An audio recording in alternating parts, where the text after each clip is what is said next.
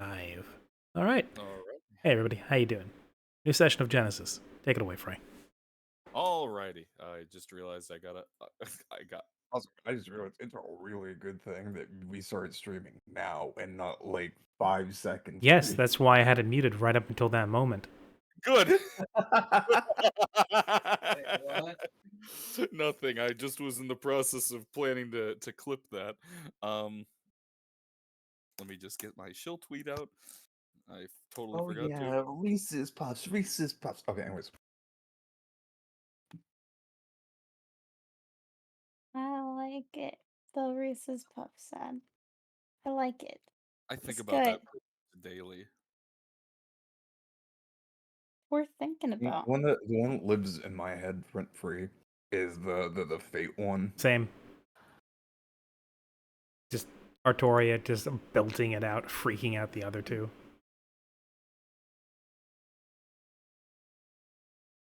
Anyways, also we're live. You should be We're now speaking. live.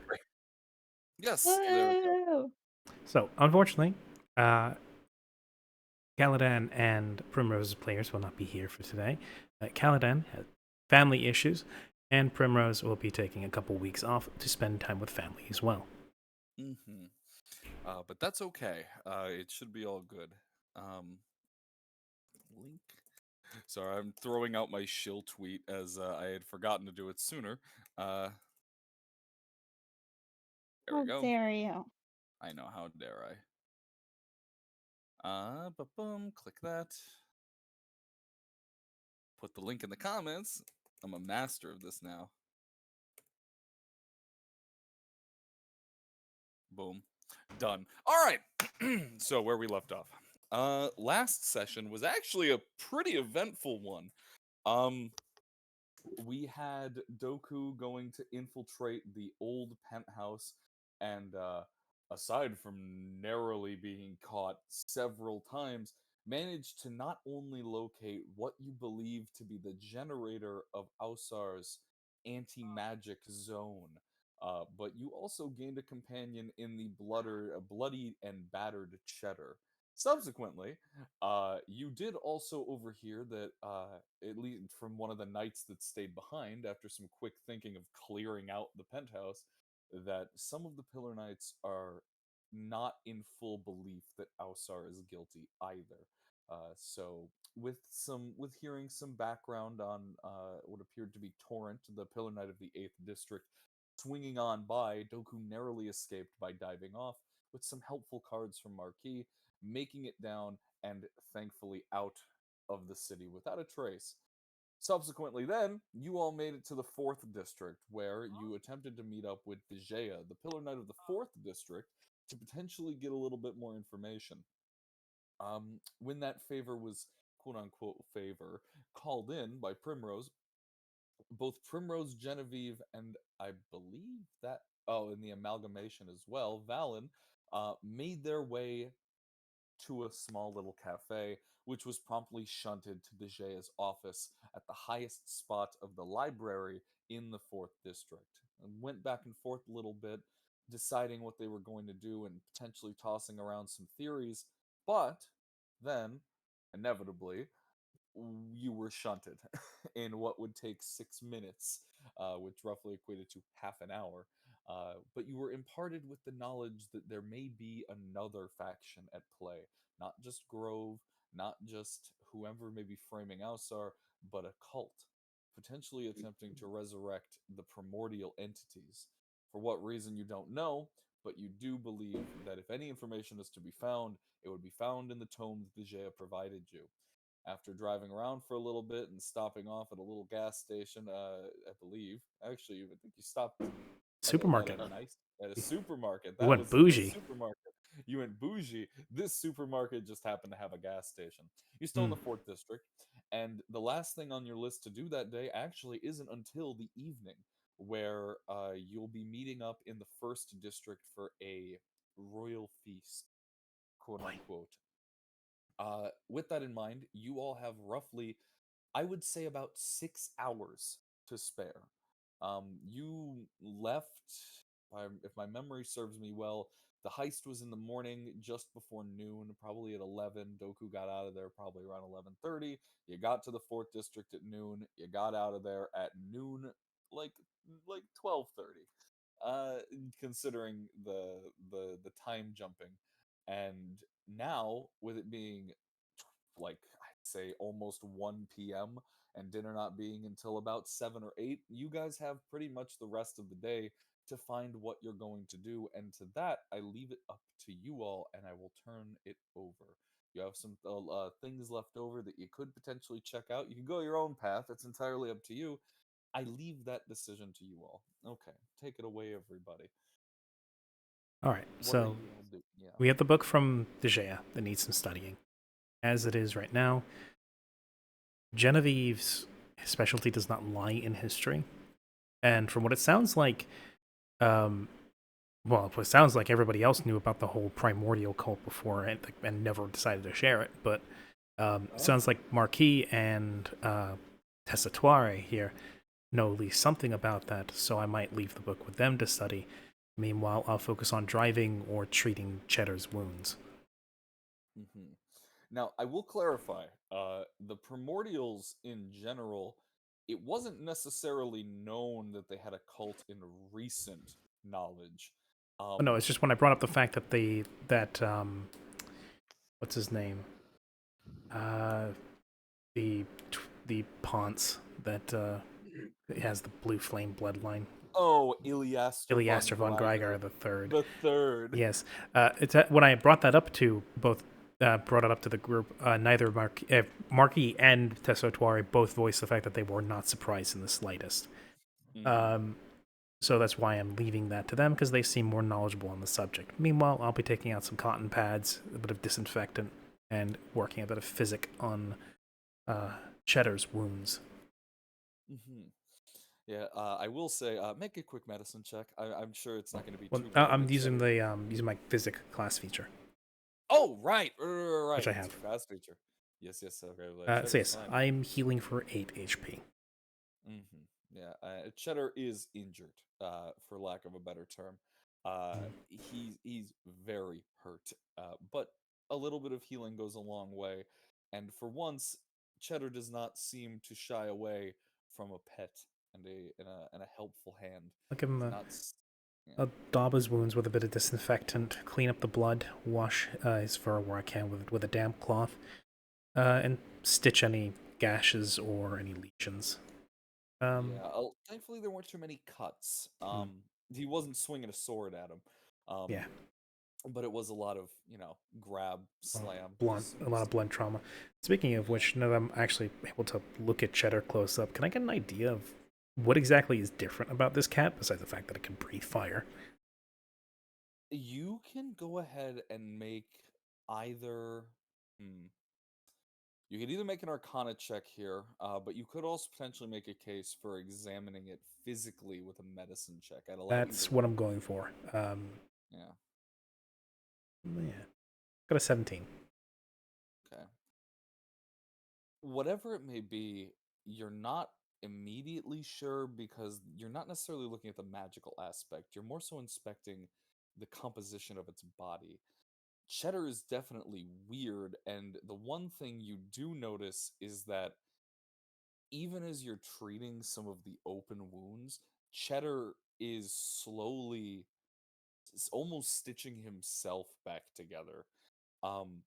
Not at any increased crazy amount, but just by checking out some of the wounds and noticing it, you while you're stitching notice that the skin itself is just kind of not scarring over but sealing, ever so slowly. There's definitely something innately magical, and since you weren't really checking Arcana, you were more so checking its physical makeup. You're not quite sure exactly what might be causing this, but Cheddar innately must have some magic within him, some magical genesis streaming into him. I think after a bit of time passes, I might follow that up with an Arcana check, but only after a suitable amount of time passes. Mm-hmm. Yeah, for her part, she's just gonna, with one hand, is gonna be gently petting Cheddar.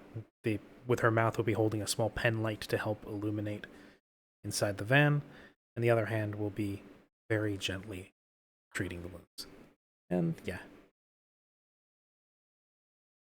What about the rest of you? What are you all up to at this point in time? You are all in the van, obviously, or potentially scattered about at the supermarket parking lot, I guess. What have you all been doing up with this time? As I said, you've got pretty much the rest of the day. You could follow up another lead. You could literally do nothing and then just go and rest up. Or just that floor mart. There. Wait, I'm glad that no one went. Oh, no, I didn't hear what you said. I said, yeah, we're just in the parking lot of Floor Mart. Floor mart. Uh-huh. There we go. God damn it. But it's spelled Yeah. FLOR. Floor mart. What about you, Phil? I Oh, don't really know what I'm doing. Like I guess because like Torre is more of a historian buff than I am when it comes to the book. Um, so if he wants to research that, he can do that. Otherwise, maybe you can fill in the gaps about the families that are mentioned in the book. eh, that yeah, actually probably does not. make quite a bit of sense. Yeah, if he needs help, cool. Otherwise, I'm probably just scrolling through Aristogram or something. Aristogram, yeah, fair. What are you doing then, Tuare? Being dead. Okay. Eugene, what are you up to? I am probably like lying upside down on one of the seats in the van, like with my legs up on the back of the chair. Makes sense. So you're just And sitting comfortably. yeah. I see. Well, since we don't know what Tuare is doing right now, Currently muted. So here's the thing, right? If Torre isn't here, then yeah, sure, I can go through the book. I Okay. just think that he might have a better shot than I would. He probably would, but let's go ahead and say that he's taking a nap. What about you, Doku? What have you been up to? Is it muted?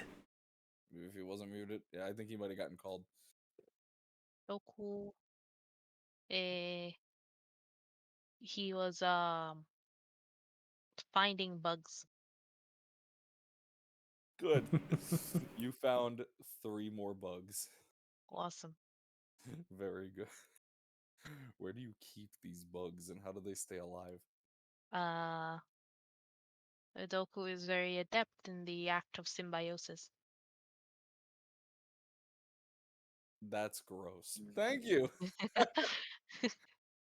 Either way, well, with that in mind, Bug Child is outside. I actually need to roll something.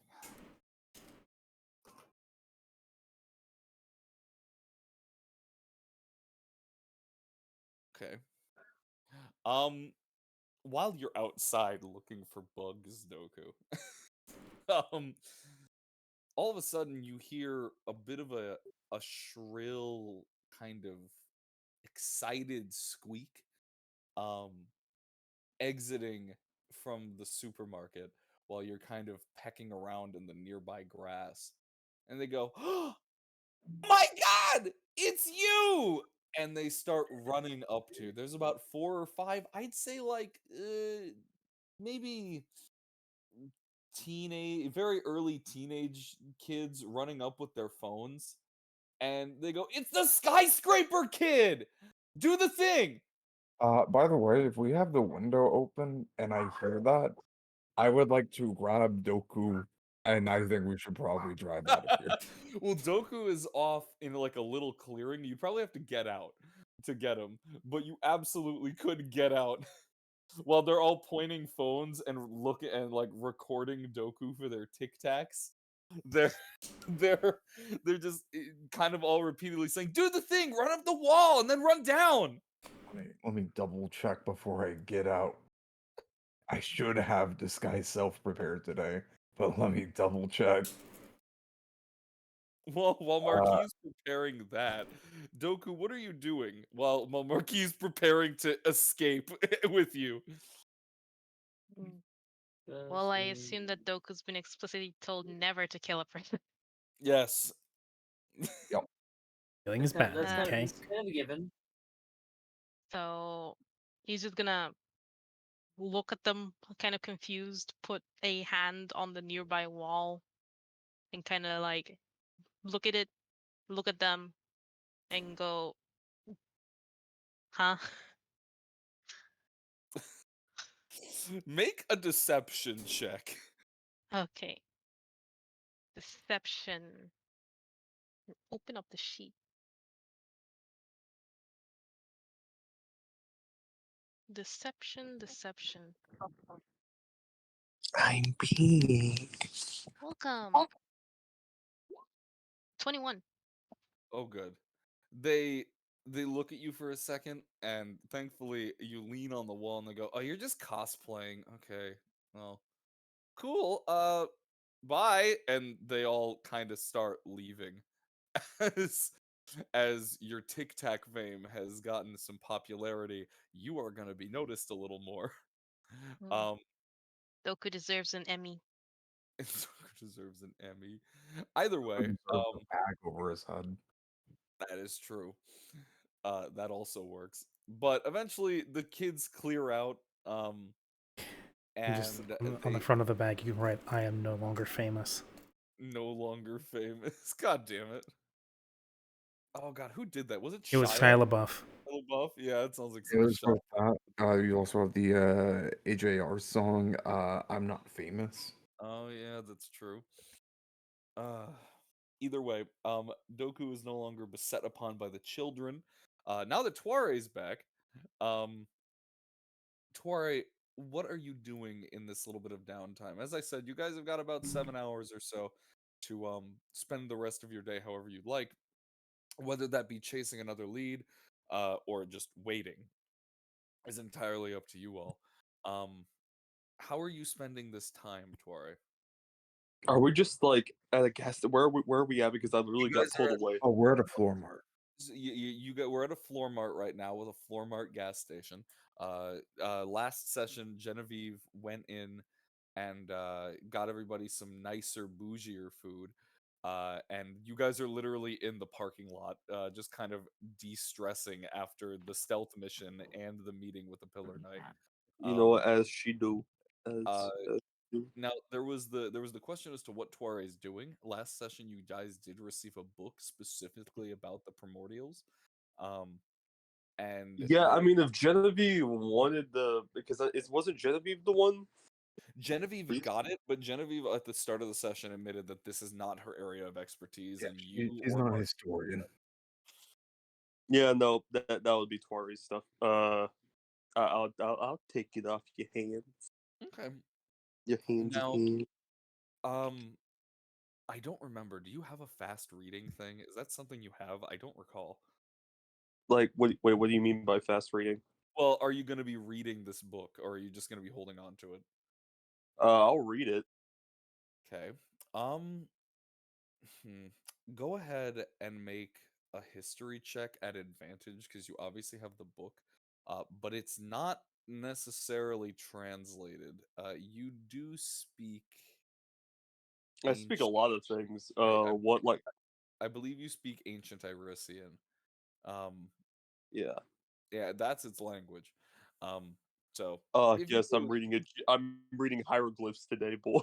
basically, go ahead and still make a history check with advantage. Um, or you could make a petition for anything else, but I'm pretty sure that'd be good. I investigation joking. That's literally the same, so it doesn't really matter. Yeah. Oh, that's right. I remember I have the quick reading thing. Yeah, it's you who has the quick reading. Yeah. Oh wait, advantage. 19. Okay, that's fine. Ooh. Flipping through quickly because this you're aware of. Like most of this, you have at least a baseline knowledge of. Flipping through, you see witness to a few of the primordials that are documented here, including ones that aren't necessarily immediately apparent to you. Mhm. The two big ones that everyone talks about, not really everyone talks about, but that get researched the most because there is concrete evidence, is that of Othixene, the primordial of the lands, who, as a pyroclastic dragon, took to the skies in a battle with the blue phoenix of the moonlight, and they killed each other basically, forming the Isle of Gweddel and the rest of the continent, and subsequently for Iaconus, the moon. Now, there's mentions of Yeah. a few others, an ocean, one of the oceans, one of the subterranean, that type of stuff. There are things there that get a little more niche, but you're looking for Iaconus. That's the one that was referenced. That's the one that Iliaster spoke of quite a bit. And what you find written in this tome is that a human heir was inevitably born with the blue flame of Iaconus. A human is kind of written in what the equivalent of quotes would be, as they didn't really have an idea as to what these things were. Mm-hmm. Born with flaming blue hair and skin to match and hot to the touch. And though this man had no name, he was championed as a hero, and his lineage carried on. Pretty I have a much. funny question. Does this look like it's been written? It was written by Ilias, or at least one of his ilk. No. This is a very old tome. There's no writing. Okay. That, Does it look like he himself wrote this? Because yeah, no, but there is conversation about the heir of Iaconus, where it talks about that his family lineage but it does mention that though he was born this way, his kin were not, and his kin's kin were not. That it only cropped up very rarely, in occasional, in one child of an entire generation. Very rarely, it was not consistent, and Mhm. though this book is incredibly old, it only documents the birth of the newest one, which was roughly 600 years ago. So, not any time around here. Jesus. Yeah. Okay. This is really all you can glean outright. But what is also mentioned here is that they mention followers of Iaconus worship and deify the moonlight, and claim that in the moonlight they are granted visions and incredible powers. Now, followers is mentioned in the other primordials as well, clearly gleaming some bit that at a time that this was written, it wasn't uncommon for there to be small religious sects based around worshipping these primeval entities. That's really all you can glean out of this, aside from some more writings about it, but nothing really interesting else comes from there. Mm-hmm. What were you saying, Valen? You mentioned something, but I cut you off. Oh, also a stare. Stare. Okay, that's on brand. As the amalgam do. The amalgam do be doing that, not gonna lie. Alright. Do you share this knowledge, or are you just kind of keeping it in? I mean, I'll share it. It's like I don't want to be a soci-balka if I don't fucking not share it. So yeah, I'll share this information.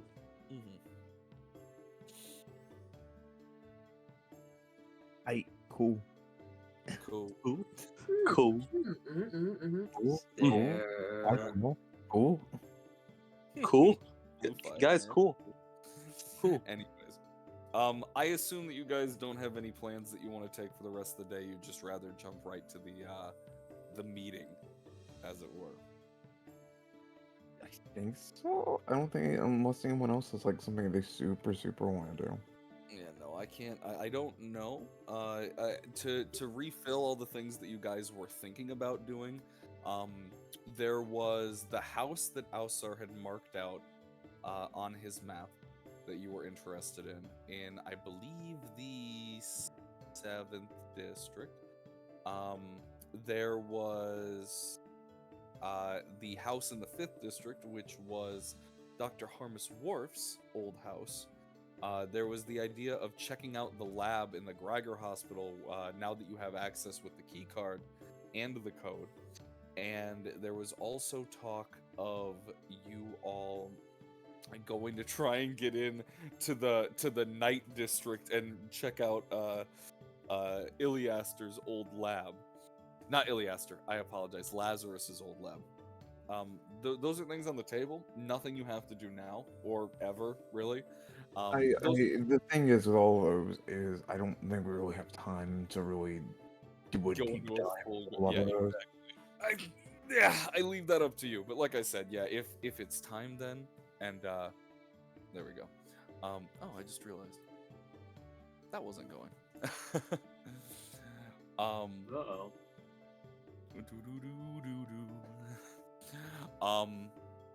With all that kind of being stated and laid out, I can time skip. Before I do, just give me one moment. The doorbell's ringing. Sorry. How could the fucking doorbell ring? The capacity.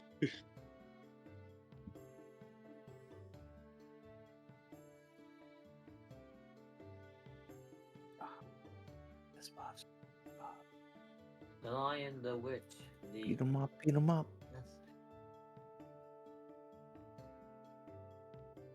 Reese's Puffs, Reese's Puffs. Beat 'em up, beat 'em up, beat 'em up, beat 'em up. Got Reese's Puffs in my bowl. I'm Roll on a roll. How are your balls? So spoke Rohane Kishibe, whatever the fuck his name is. It's a spoke Rohan Kishibe. Yeah. Sorry, I was going through the Switch East shop we've seen.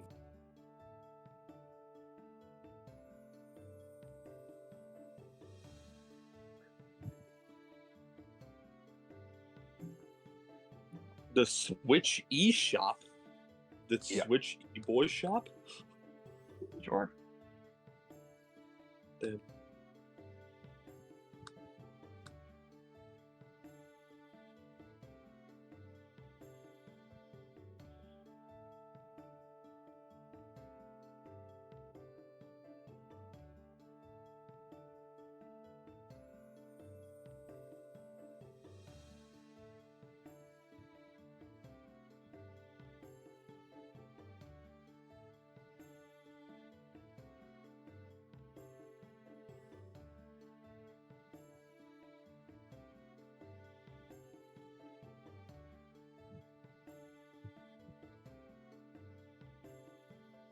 So, well, how about that airline food, fellas? Amen.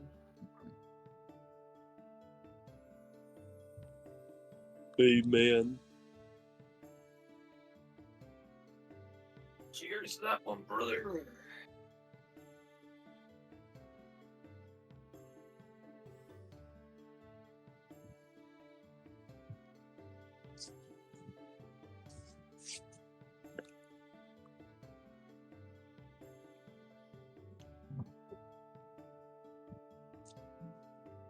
So how's everyone's Mother's Day being? Did you get all the gifts that you wanted from your sons and your daughters and your kitties? I know as a hardworking mother myself. If you're a mom? What That's the not fuck? your mom. What the fuck?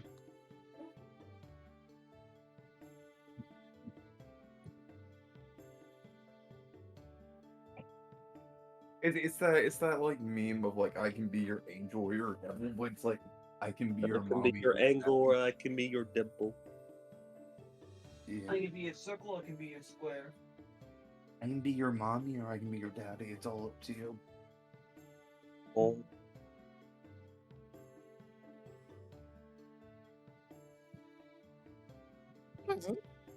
Your mother. No. What? I had a new who did it. Who fucking did it? Oh, dude, I'm excited. I'm excited for May 24th. May 24th. May 24th is gonna be a big thing. What's gonna happen on May 24th? What's gonna? You see, May 24th is excuse me, my birthday. Your birthday? Oh my god! I'll be doing a 25-hour stream Oh my god! It's your birthday? on May 24th. Yeah. Oh my god.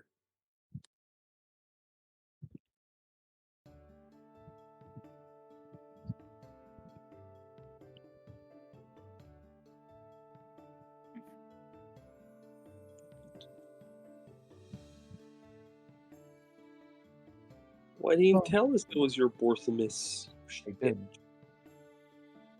There was even an announcement in a channel being like, "Hey, I'm doing a thing. Would anyone be interested?" Oh. Uh-oh. Huh. Well, never mind. We did it. Fake news, didn't see it, it's not real. I still need to get. I have 1, 2, 3, 4, 5, 6, 7, 8, 9, Pixar 10, than 11, that. 12, 13 hours left that I'm still like trying to shove some stuff in there. I think I'm only doing like 2 hours of Crab Champions. Crab? Yeah. Crab people, crab people.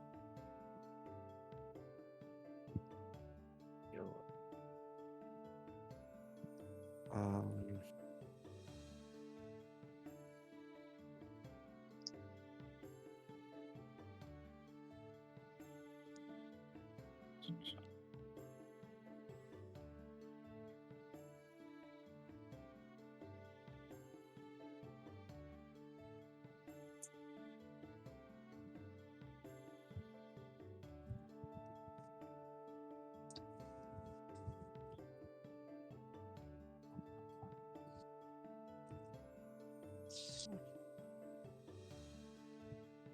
Let's see.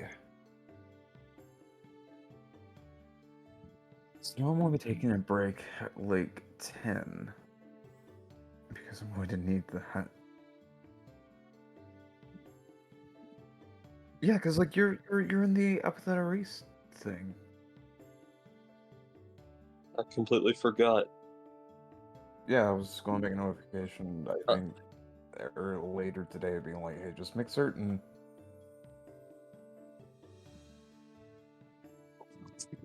Are you certain? Let me check. Yeah. If you look over in the Epithet Disgrace channel, I even like did a specific thing.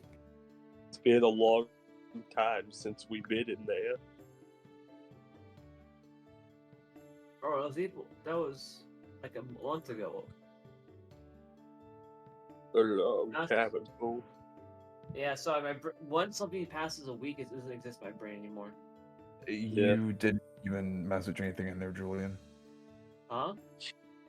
Like in the Epithet Disgrace, you weren't even like, "Yeah, I'd be interested." So don't. Oh. It's all good. You're gonna. It's not all good, Julian. Go cry. Do it.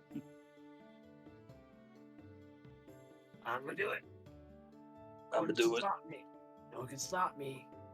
Oh no! Wait, I was thinking about trying to do Among Us at that time. Among Us. Get enough people. I need to message some people. Among Us.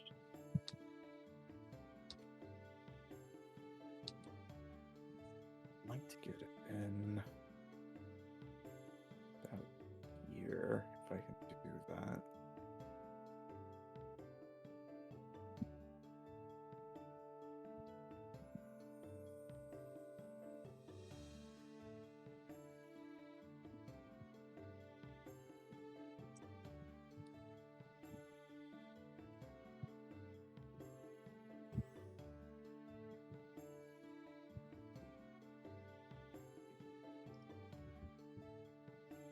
It'll get late.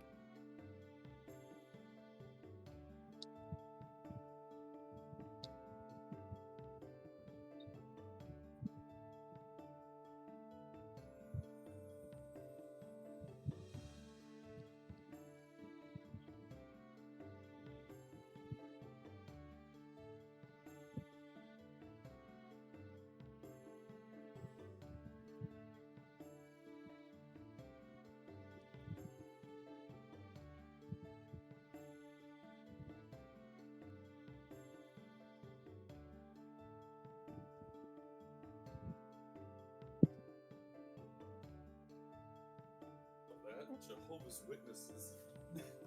So now that should be 7 hours there. Anyways, there's the time skip. Was there? Yeah, What happened? Jehovah's Witnesses happened. Oh. Anyways, now we can actually get moving proper. So, I'm gonna time skip us. No one else really has anything they want to do today, so yeah, time skip it is. Congratulations. With whatever you all may be doing. Travelers. Yeah, congratulations. Like clap, clap, and you're there. The day goes by pretty easily. As you're driving out of the 4th district, just kind of blazing about, before you get there, there's a little whoop, and Primrose is gone. She just disappeared. While we're just driving the car, and she just suddenly vanished. Yeah, she literally vanishes, and from where she was, a little slip of paper kind of starts, like, drifting down onto the seat. And, written on there very quickly, is, "I'll give this back, need to discuss something, heart," and then a little spider sketch. What the fuck? Just what the fuck happened? She got kidnapped. Oh well. She got napped, kid. Can't do anything about that. You really can't, so. Oh And well. we never Lovely. saw her again.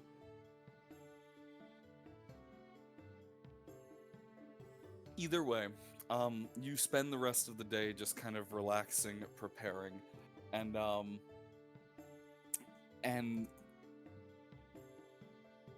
eventually you throw on your best Sunday. Sorry, I heard something clatter. What was that? Sorry, something clattered in the distance. Not my problem. It's another bat! Bat! Another fucking bat, bro. I'm not dealing with this. Bro, run! Turtle. I'm not doing this, bro. I will kill that bat. I'm tired, alright? I can't fight all these fucking bats anymore. I will become Batman. I Either am way. the night. I'm the night now. Thwack! With a rake. Anyways,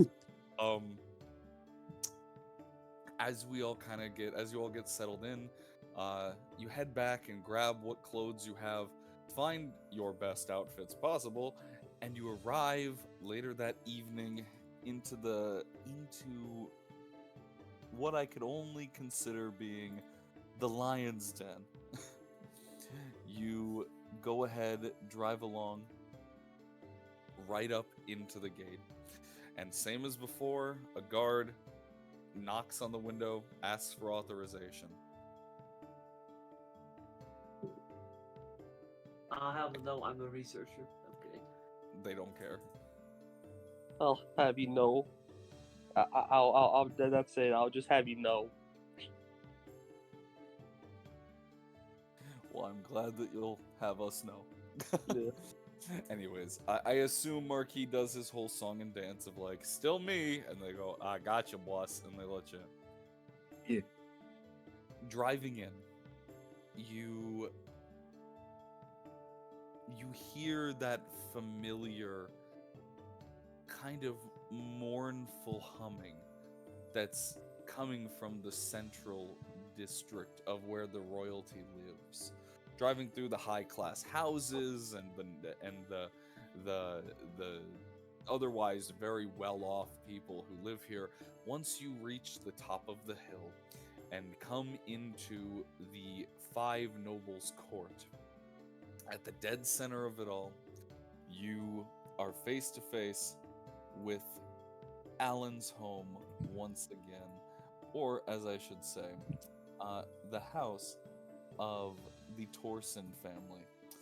Alan, of course, being the next head. That humming never fades as it plays as that kind of mournful little tune that's become oh so familiar with this area is just kind of projecting from the central pillar of that has made itself known as the protectorate of the noble families.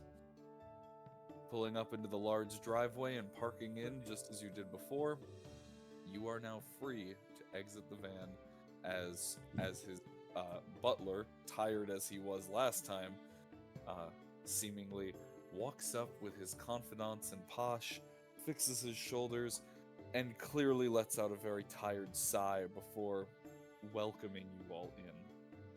I'm just kind of slumped in the passenger seat with like the mirror from the drop down to being like, is my hair okay? It's alright. Yeah, Alan was not hiding the fact that your your long lost ex love, or rather, I guess, still love, Damn.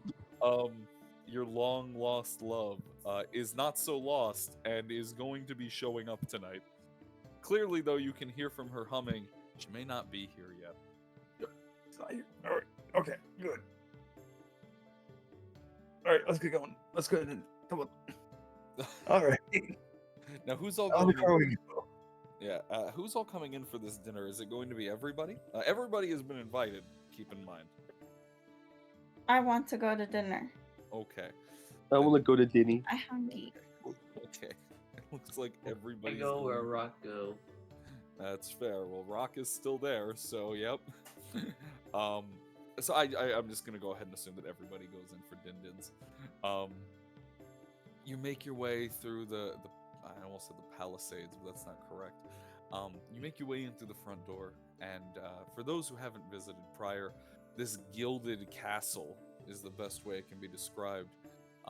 The nobility district in of itself is 5 castles on a hill divided by walls, but basically not even walls. That's basically just like a fence, and a very well kept one at that.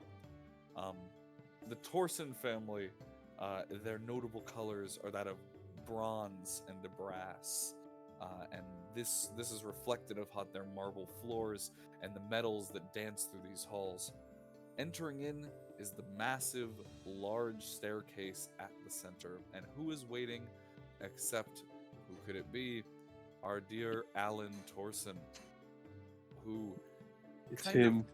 yeah, he jaunts down and goes, well, if it isn't my favorite group of, well, I guess, expert party planners. How we doing, y'all?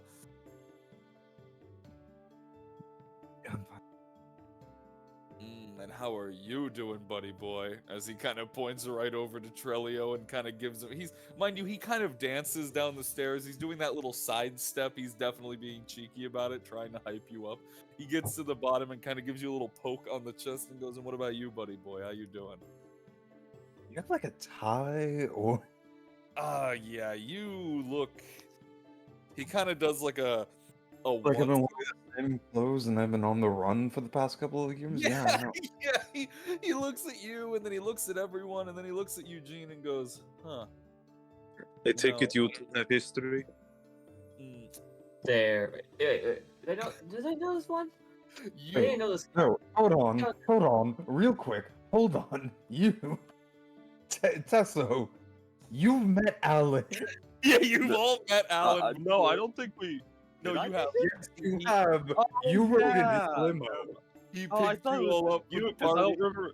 Yeah, I don't remember interacting with him at the party. Well, you didn't interact so much, but it was kind of implied that you all got to talking a little bit on the drive over in his limousine to the party before the explosion went off.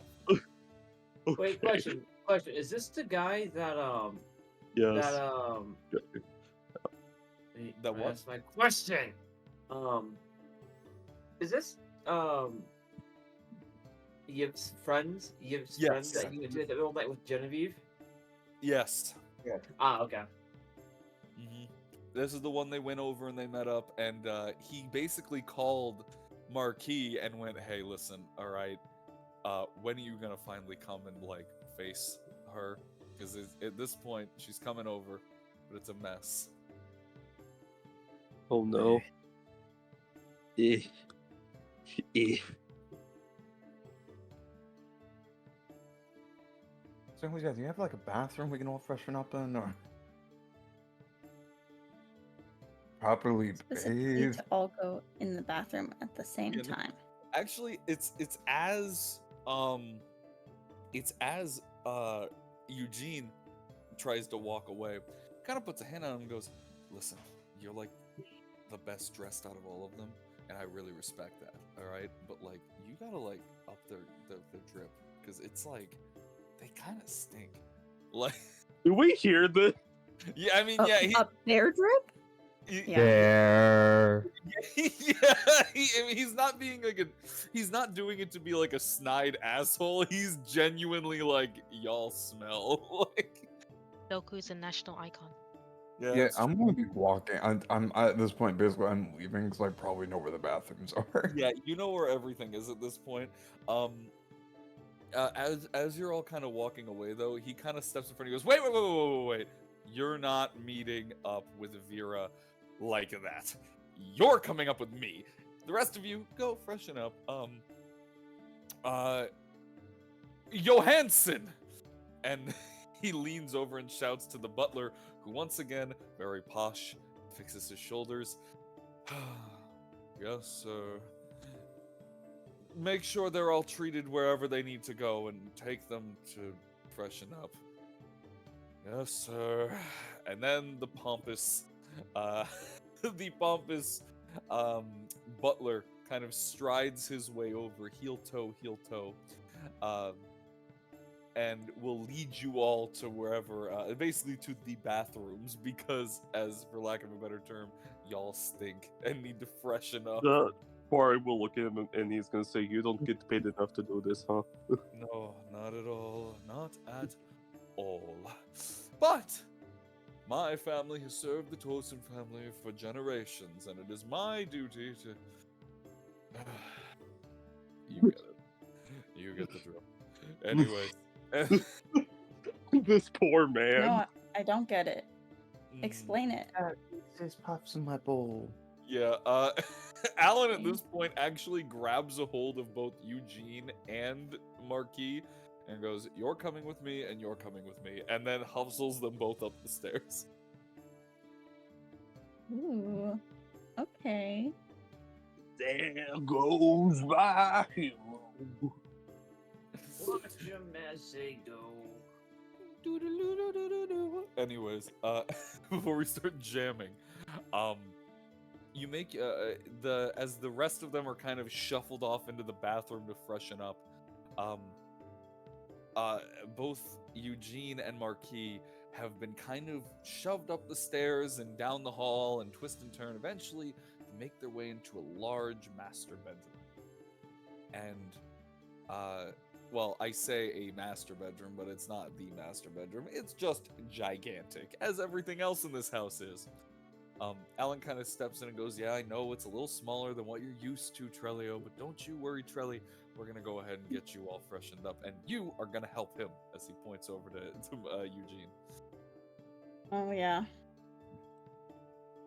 Yeah, that checks. That checks. You ready? Makeover! Makeover.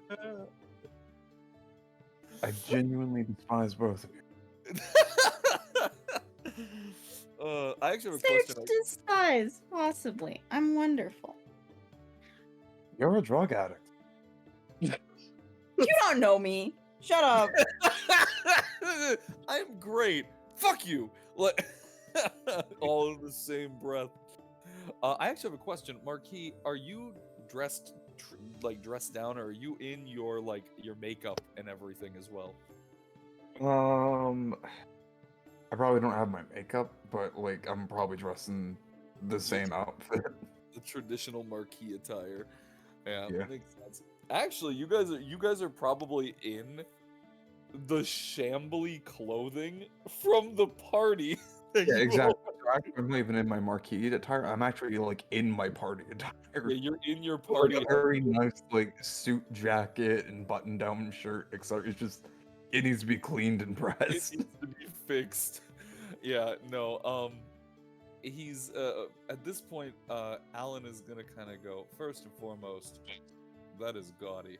Anyways, yeah, you gotta look your Sunday best. So let's go ahead No, and I get. mean my Sunday best, not your Sunday best. Well then, anyways, No, I think we should. I think you should take some advice from Alan. I think he's got good taste. oh, see, look at that, look at you. And then he's just gonna finger kiss, like chef kiss, blow it your way. And then he's gonna kind of open up, walking across from the massive bed over towards the doors of the huge closet. He steps on in, and then looks around, and starts just pulling out random clothes. This is where I'll have Eugene. I need you to make me an investigation check to find the class outfit, the best outfit you can find. Best outfit I could find. Why was that noise made? Okay. What noise? It was just. I opened the Roll20 tab and all the rolls happened all at once, and it was very loud. I understand. It's fucking got- NIMD. A 14. Okay. There's a lot here. Yeah. It's a little overwhelming, and as Alan begins pulling things out more and more, you realize that this closet probably has not been cleaned in 3 generations, as you are seeing things that are very out of style. Oh my god. I'm talking dusty petticoats, I'm talking like peasant robes, things that you just normally wouldn't see like this, and it's definitely something, but out of the corner, and eventually you find it's not in the best shape, but it'll definitely do. A nice tie that is attached and already pre-tied, because Alan doesn't Alan, instead of untying his ties, seemingly just shoves them off over his head and hangs them up so he doesn't have to tie them again. Which you snag, and then kind of collecting bits and pieces, you find some fabric that definitely hasn't been worn in a very long time that would almost match the jacket that Marquis is wearing if he's hell-bent on wearing it. As a side note, this is probably like over entire menus, probably what I got from the fucking clothes to go to the party. Yeah, exactly. So you're just basically finding stuff to patch it up. As this is kind of all being done, he goes, "All right, Mr. Fashionista, Fashionisto, I don't really know. Either way, you two have a good time.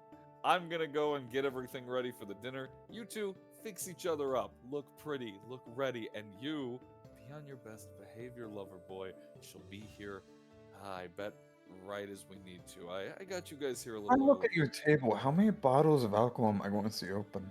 At least 4. That's what I thought. Jesus. Have fun. And then Yeah. Alan will hustle out, close the door, give a little double finger gun and a wink, and then close it again, before he hustles down the stairs and makes his way back to the dining room.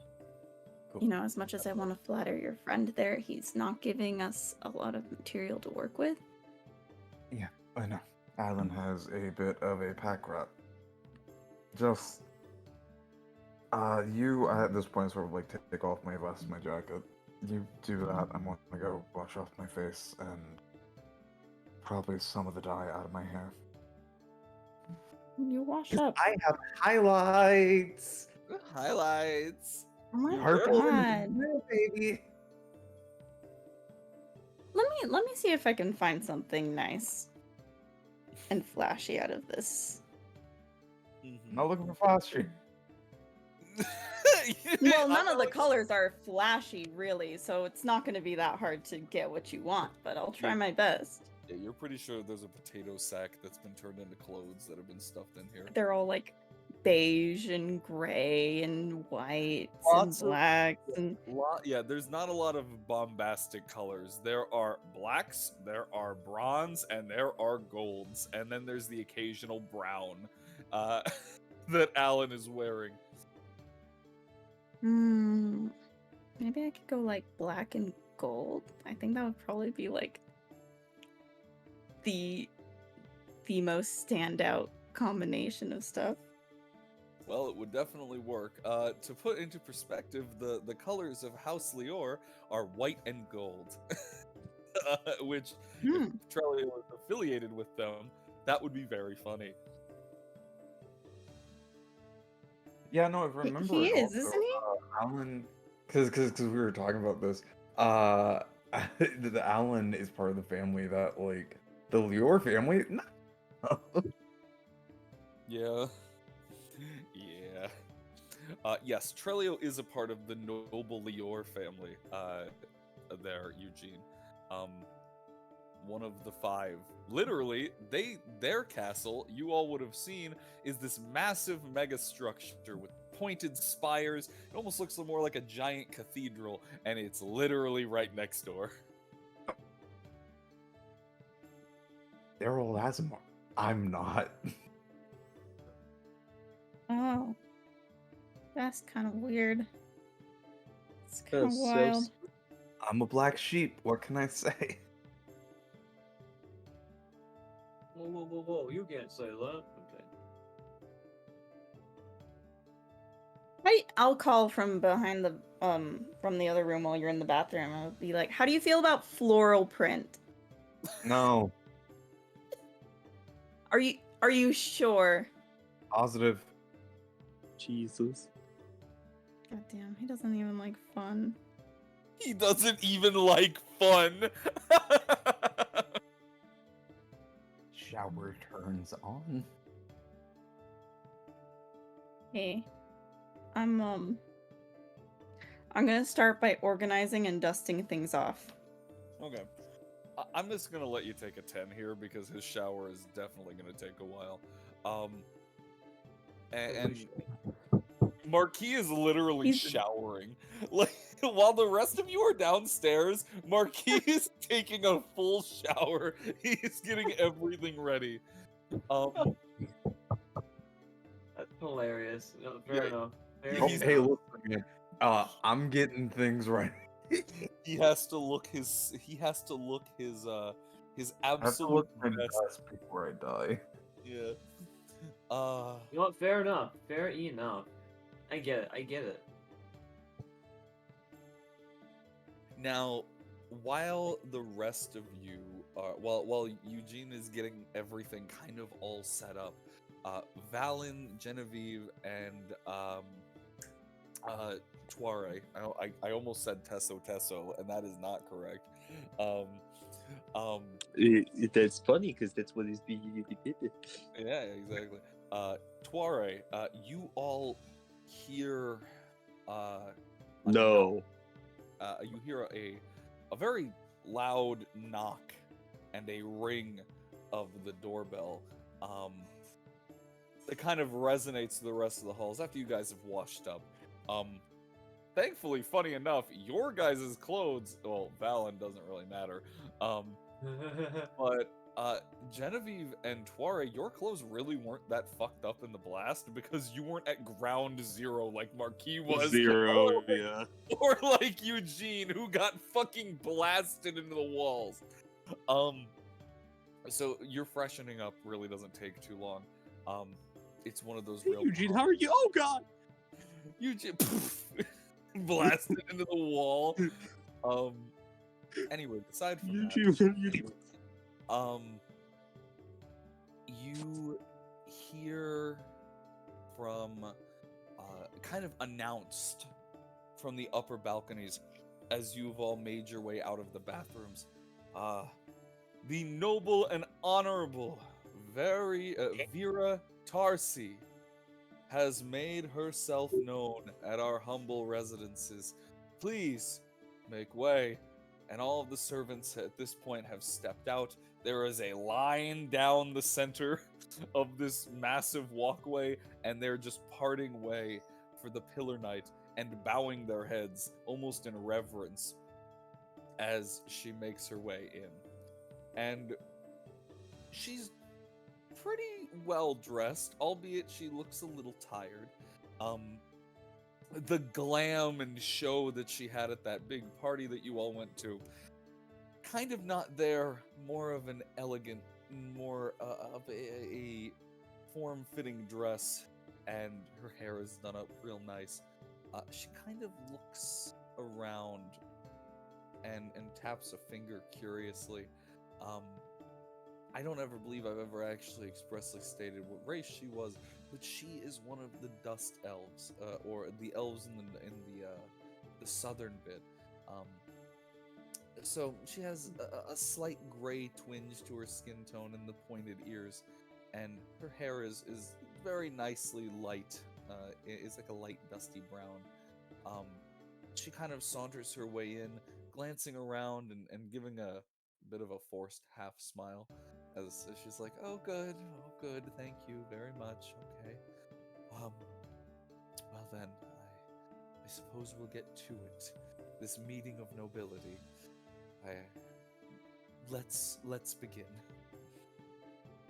As she kind of struts her way through the crowd, down the hall, and makes her way upstairs and into the private dining quarters that you'll all be dining in.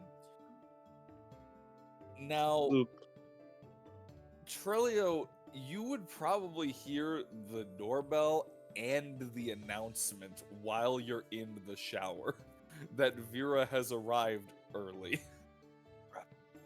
Grab. In fact, you could Turn on even- shower. Oh no. Towel around waist. Where are my clothes? Where are my clothes? Yeah. I And- have a few outfits set up ready for you. Yeah. I've laid these all out for you. What have you laid out for him, Eugene? Please tell. Okay, so the first one focuses on an elaborately designed vest put on top of just a nice white shirt. It has kind of these golden designs on it, and it's like a green base. It's very velvety. I can send a picture in Tavern Menu. I found one that I like. Yeah, send all of them and then let Marquis decide what he's doing because his new clothes need patching. Right? With the pants that I paired with it are very, they're just mostly standard dress pants. They're like the same color, the green on there with gold and embroidery kind of on the, what is it, the fringe? I don't have a picture for that. That's just what I want it to be. And then just like nice standard dress shoes. And then the other one, instead of a vest, its main focus is it's like a long coat. It's a similar style, kind of velvety, but with the same. At all. No, next. I don't care.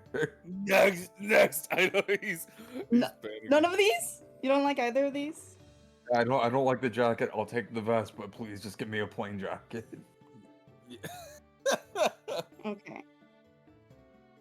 Do you want white or black? Marquis may be gaudy and out there, and yes, queen. Trelio, not so much. Oh man. I'll get you a white jacket. Why would you do black? Like, No. That doesn't match your style, man. no, it matches Marquis. I'm Trelio. Give me a whole black jacket. Give me all black right now. It won't, no, because it won't match your pants. If you take black, it'll add too much color complexity to the you can't. I won't let you. I'm taking this jacket. I'm taking the black pants. And I'm taking the black jacket. I'll pull out my gun. No, I'll God. pull out my gun. Okay, now while this standoff is happening in the upstairs, you hear from the outside Oh, Vera, I'm so happy that you're here. None of our other guests have arrived yet. You've just gotten here a little early. Let me go and retrieve some of the guests that are here. And it should be good. And then you hear, yes, of course, a meeting of the noble families is very important. I'm very glad that you invited me, Alan. He kind of goes, yeah, sure. Anyways, you go wait in there. And then you hear thump, thump, thump, thump, thump, thump, thump, boom. What are you doing? Ah! as He he's goes upstairs. Point my gun at him. Go Yeah, back to Trillium. he'll just kind of like he's not sure what to do in this situation as there's guns being drawn. Where did Wait, you this get is that? Alan, right? This is Alan, yeah. Okay. Alan, we need to make him wear the white jacket. This is not going to work with the black one, right? Give me the black jacket. He's like, I'll be right back. And then he leaves, and then you hear like a clank. Damn it! As shit just kind of tumbles, and then a very heavy from the downstairs that just travels. I don't want a half and half. As Alan steps back in with one of the suits of armor and has not been able to pull the sword off of it, so he's just holding the arm that is gripping the sword, and goes, all right, now I feel a little safer. Anyways, why? What happened? He wants to put a black jacket on this. I'll settle for a half split black and white with that vest. That's my negotiation. Here. Gold colored jacket. Gold or white. You can't do black. I I prefer refuse. black. No, you can't. I It's can going to be settle a solid with color. the I want green. green and pattern on it. You hear kind of from down the hall, Alan, is everything okay in there? And as some footsteps start trailing from down the hall and getting a little closer. Oh, I found this. I grab my old jacket, that vest, pants, and I run to the closet. No! Fuck you! Shaggy man who doesn't want to wear good clothes. Man, who knew getting clothes was hard? You really? Alan goes, all right, good luck wrangling that. I'm gonna go wrangle Vera and the rest of our friends. No, don't worry, I'm coming. And then he just kind of like waves with the armored arm of the suit of armor, and then drops it on the floor and leaves. Oh my god. I'll kick that out the door and close it. While this is going on, Alan kind of hustles down the stairs again, and goes, all right, you, and you, as he points to Genevieve and to Valen and Tuare, and goes, I need you guys to come with me, and please stall her. I told her that the other nobles were coming. Act noble. And then he just kind of gestures you all to come back quickly and head up the stairs. A fool's mistake. How does one act noble?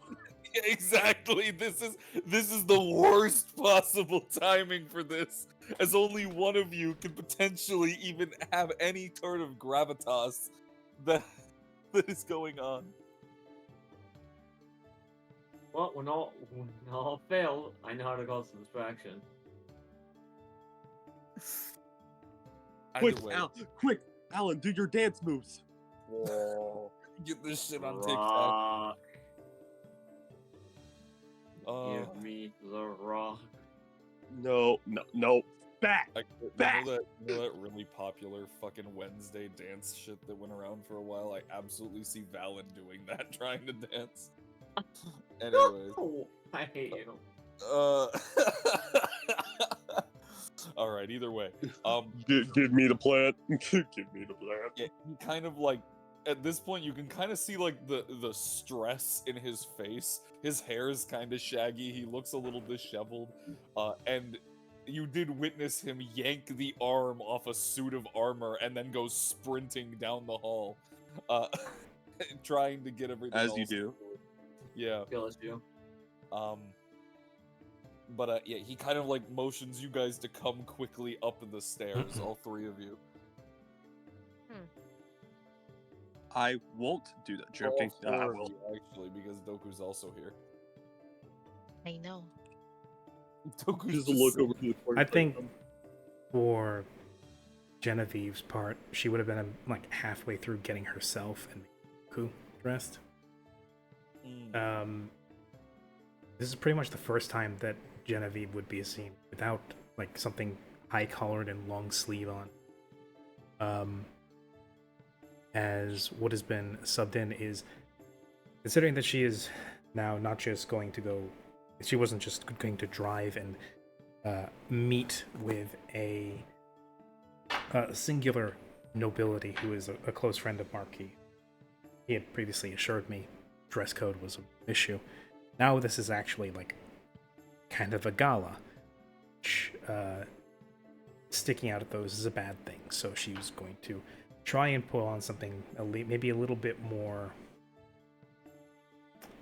high class, and also seeing if we can't find any like this is a noble house. Maybe they have something for in the size of children, formal occasions, preferably something that isn't full of ruffles, though that would look funny and cute on Goku. Put him in a little sailor outfit. Little sailor cap and a bow tie. That would be funny. Sounds adorable. Yeah, no, and in this case, I don't know. Would Doku be okay being put in a little tuxedo or a little sailor suit? Yeah, he would be. A little tuxedo. Yeah, I was thinking tuxedo. You know, we might even be able to find like Alan's like a tux from when he was a little boy. When he was just a little bab. I'm imagining that somewhere there is a closet with just like suits in varying sizes going up a scale that were like bought from every year of his life because nobility. Yeah, it's pretty accurate. Yeah, just find the one that fits Doku. Have it very thoroughly washed afterwards to get the poisons out.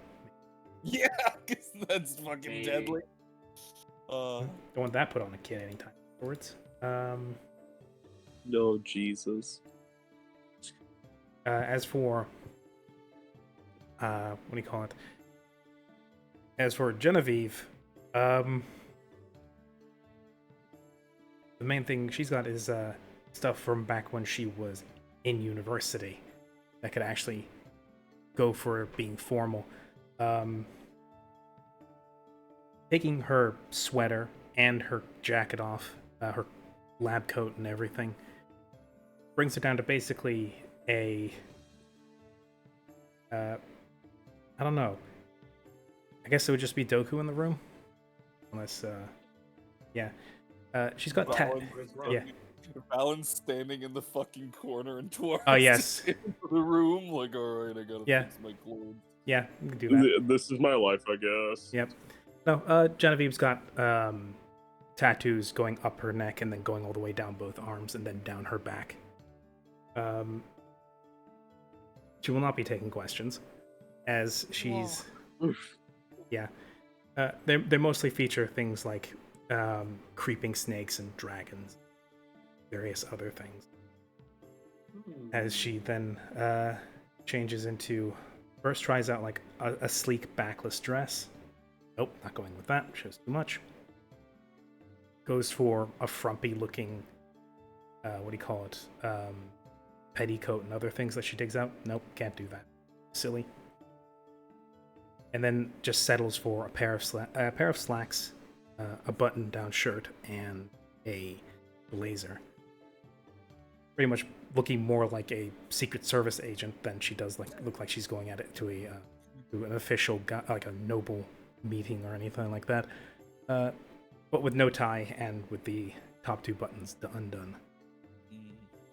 Yeah, the arms are covered once again, but the tattoos going up her neck are now visible. Completely tatted. as you all Oh, yeah, no, get it's like prepped. full sleeves, full neck, halfway Yeah, down her just back. full body tattoos. Yeah. As you all get yourselves prepared and get ready. Yakuza, like a Yeah, Genevieve. Yakuza like a Genevieve. Hmm. As you all kind of get yourselves all situated, and Alan is like, "Okay, please, come on, help." He sprints up the stairs and then runs back over.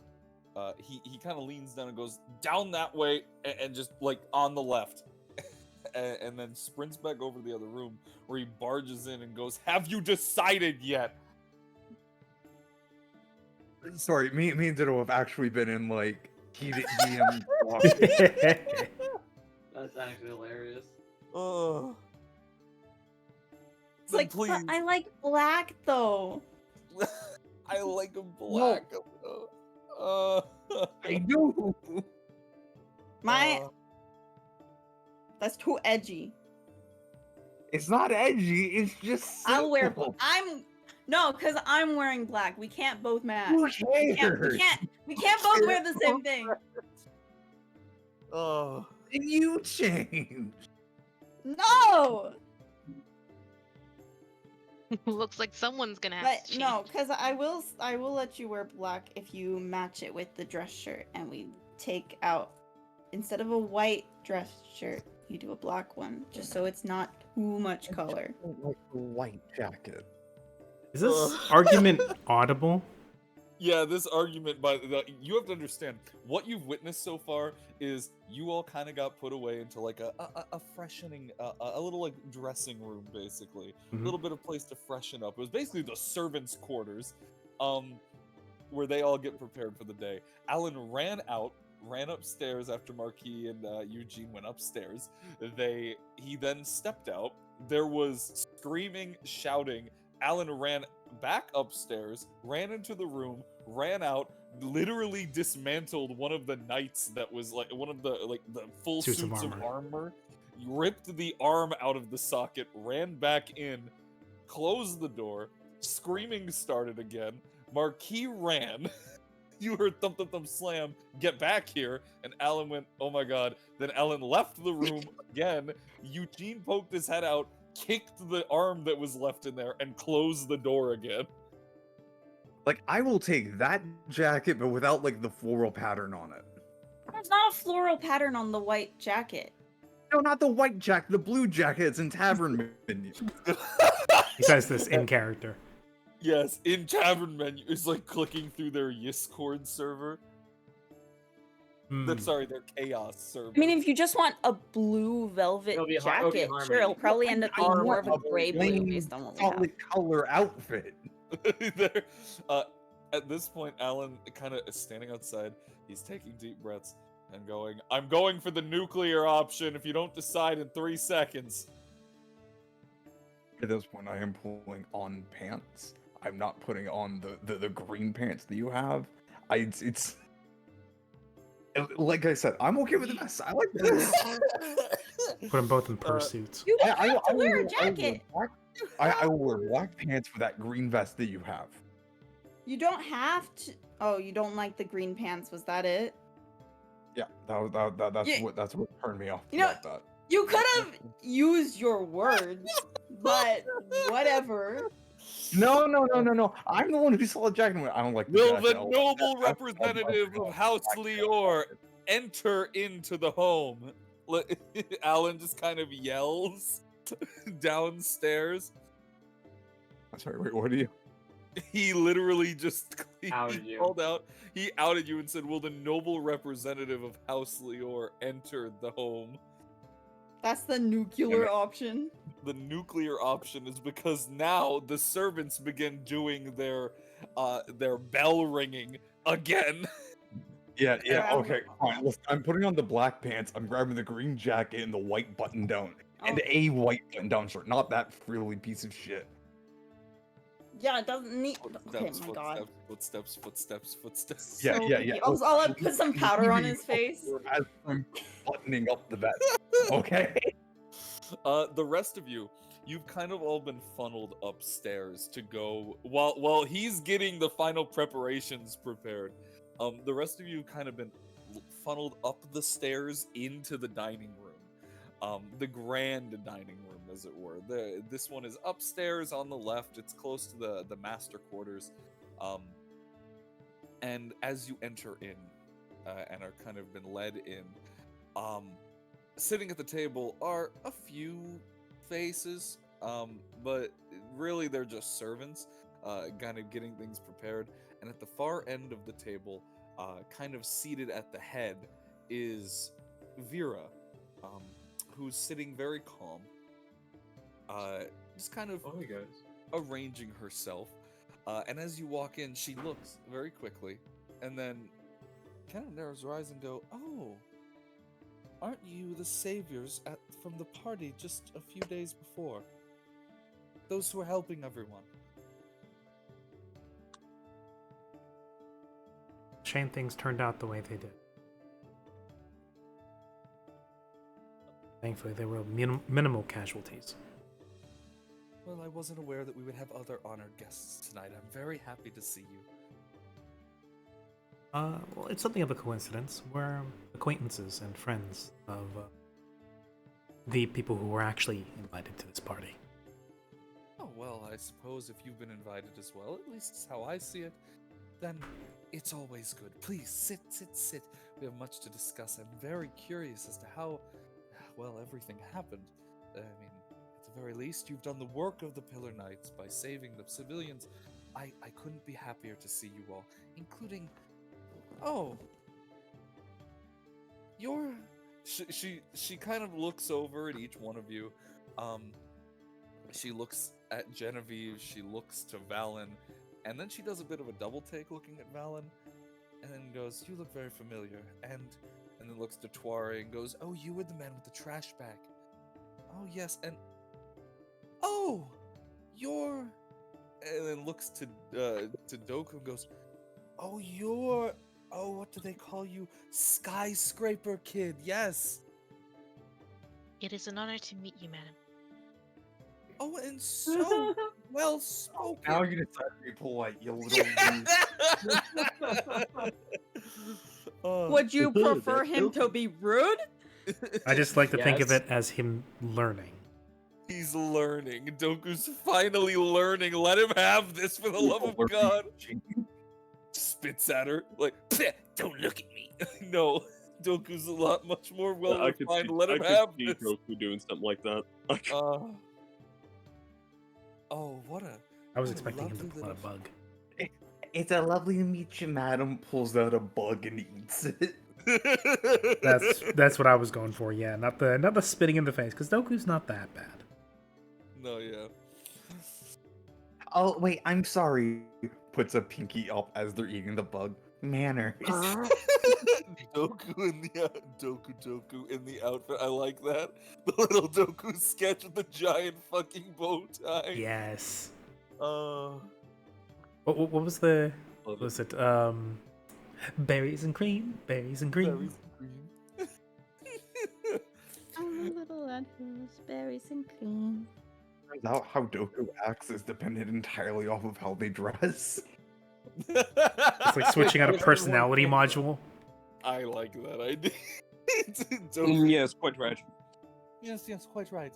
Either way, you all have kind of one by one, you've made your way in, and you're speaking with Vera, and she's just kind of radiating this. I don't want to say elegance, but there is a class to her. It's veiled ever so slightly, but this, you can kind of feel when you enter the room that it just feels brighter in here. That there's some attention naturally drawn to her. Even the servants have kind of taken note of this, albeit just kind of at the back of their mind, as they've all kind of positioned themselves closer to her end of the table. And she's sitting prim and proper. Prim? Primrose? No, she's been Prim. kidnapped. What?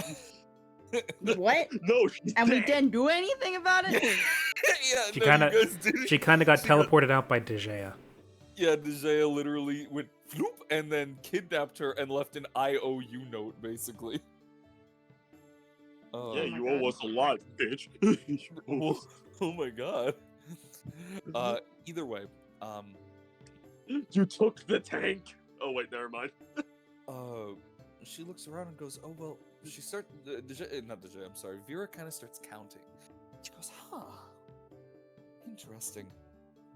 Well, the table isn't set for any more than 2 Oh more. my God. guests. Are you here representing a noble house then?" Yes, the one who was invited was in fact one of the noble scions. He's minds flashbacks to the shouting.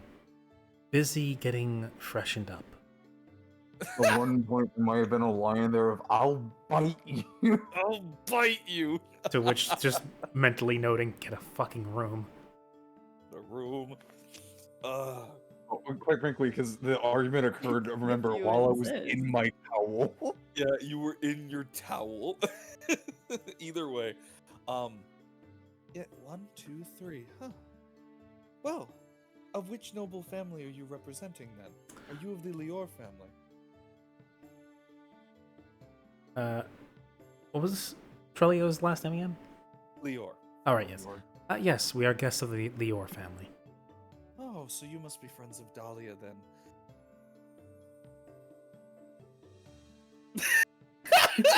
I feel it's- Just contemplating it. It's like, no, Alan. Like in her mind, it's like, no. Alan seemed very adamant that this was a moment for Trellio to be to confront her. But making it a total surprise would be a dick move to her, because then it would just be total shock, and also may or may not result in more flying off the handle than otherwise. There's still probably going to be a lot of drama coming from this, but if she knows at least a little bit beforehand, she'll have some forewarning, whereas Trellio already knows well ahead of time. It's unfair. And also, the expression on Trellio's face is going to be fucking amazing. No, we're not. I myself do not know. Evil. I've only met. Oh. I myself have only met Dahlia in passing during my I work. want you to know, I might flat out if there was like never mind. You keep doing you. You okay? Oh, I'm good. I meant you stop. I'm good. I have Misty Step. I only ever met Dahlia in passing during my work. I see. Interesting. She must be busy. She is a very busy woman after all, leading the front over at... Oh yes, she is. Valspar. She's positively zealous in her work. Well, there's a bit of... She kind of looks side-eyed a little bit, contemplating her next words very carefully. She has a fiery passion. I can that much agree with. Yes, I think fiery is a good way to put it, yes. Well, regardless, it'll be good to meet another member of the family. It's been some time. And, while this whole conversation is happening, how is Marquis doing with Eugene? And Like, is he I think we've come to an understanding. agreement? I'm gonna bite you if you insist. You know. If you insist, uh, stop making Oh this my. worry. But no, I think we come to an understanding. So it's going to be the black pants, white button-down shirt, and the green vest that was over in Tavern Menu, right? There you go. All right. Yeah. Do you So he's have your ears pierced? No. Shame. Same. Can I Well, find a that's about clip-on? Nope. Can I find I'm a getting dressed and I'm leaving. Mm-hmm. Either way, as you're dressed and Eugene has replaced the gun in his jacket, and presumably Marquis, who pulled a gun, mind you, pulled a gun when he was wearing no clothes. No. I pulled the gun from my pants that was on the table. Oh Like, good, oh good, oh good. like they pulled their gun, I ran to grab my gun. No shots were fired, thankfully. And you hear Alan kind of lean in. As you're all ready, he kind of opens the door and goes, "Oh, thank God. Okay, you're dressed. You're not dead. And neither are you. And neither am I." Rolling up my sleeves. Yeah. Not he'll, yet, buddies. Joke. He'll kind of walk over to you, Trelio, and put a little hand and goes, "Understand that a lot has changed since you've been gone, and I don't know how she's gonna take it, but it's good to have you back, you know. So maybe right off that, don't die, pat pat, and down the hall. Okay. You remember? Yeah. he kind of he goes, "You remember where?" Step, step, step. Opens the door, closes the door, and then you hear his footsteps kind of take a few steps out, but he's obviously waiting for you down the hall. I feel like I have a great taste in fashion, but I'm a lot better at dressing myself than other people. It had Yes. to be at Yes, you gunpoint. are. Fashion is a two-way street. And the person who's giving the fashion advice has to work with the person who won't take the fashion advice. Mm-hmm. Game of compromises. All right. Okay. This kind. All right. Okay. Yes. Compromising our identity. After taking a couple of deep breaths and fucking making certain my gun is in my pocket. You're gonna fucking shoot her, man? Right, and then actually, you know what? I'm gonna go back pocket. I'm going to fucking walk through.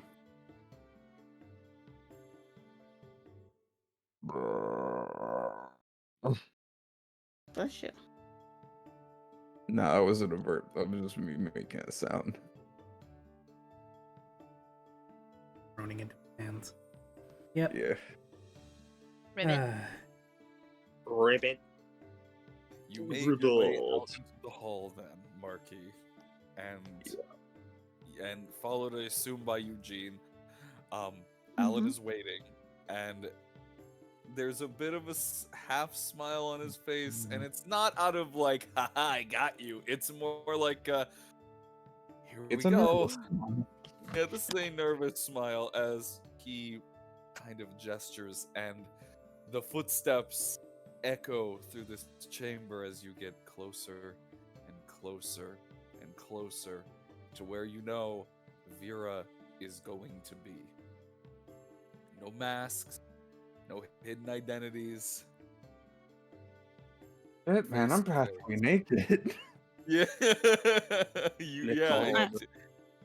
I could get you there if you want to, but Oh, too. My, so unelegant of you. Keep it to the bedroom talk, you guys. I don't think you understand. I have technically 4 names on my sheet, and only one of them is my real one. Mind you, as this is all happening, you see Vera is taking out her phone, and she's just messaging someone. She's just kind of doing her thing. Oh my god, Vera. Oh my god. Yeah. Oh my god. Yeah. And as everything kind of gets all situated and sorted, you are officially right outside the door, Marquis. Yeah. Alright, you know what? You guys go in first. I'll be right on. Alan's gonna look at you and go, "Will you really be right in?" No, Yeah. I was planning Oh, yeah. on hanging out here, actually. No, it's So- it's like when Alan says that. There's like a long pause, and he goes, "Yeah, okay," and I walk in. Yeah, good point. I'll never go in. Admittedly, as you step in first, Alan steps out of the way, and Vera hasn't even really looked up from her phone just yet. Alan steps in soon after, and followed by Eugene, and she kind of looks over and goes. She goes to say, "Oh, hello, Alan," and then she stops. Hey, Veer. It's your favorite music, Clef. It's your favorite music club. Or is that? No, sorry, that's treble. My bad. That's treble. Yeah. I'm all about that. You know bass. what? You know what this is though? Trouble. Mm-hmm. 3, 2, 1. Roll initiative. Okay. Yeah, no. 3, 2, 1, go. She's just looking at you. She's definitely searching for something. And then she puts her phone down. And she kind of fixes herself in her chair. And you hear it in her voice as she trembles a little bit and goes, Trelly?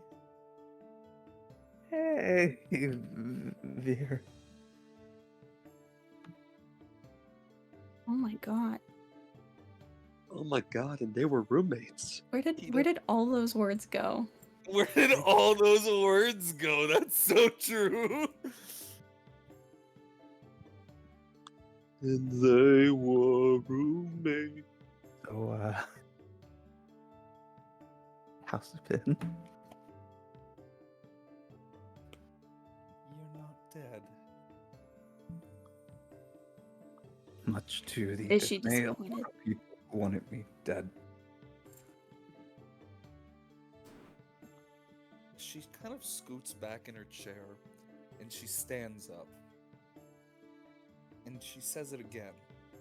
You're not dead. And she trails Yeah, over. so and just, her heels kind of are clacking against the wood as she starts trailing towards you slowly.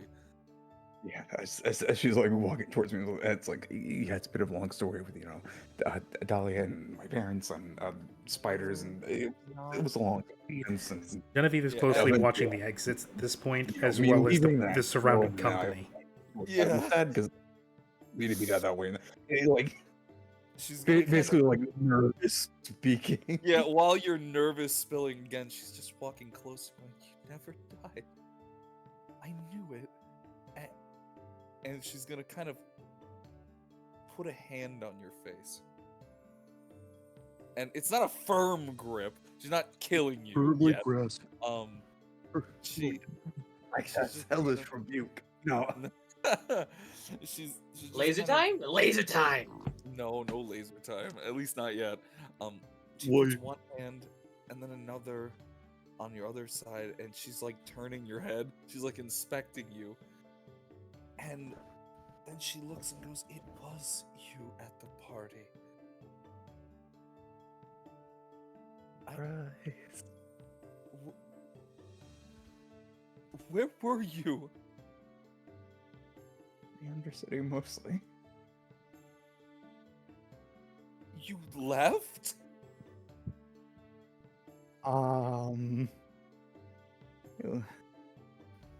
Simple answer, yes. Why? More Yes. complex answer because my family was going to kill me. They wouldn't have killed you, Trelly. No one would have let them kill you. I think you misremember my father.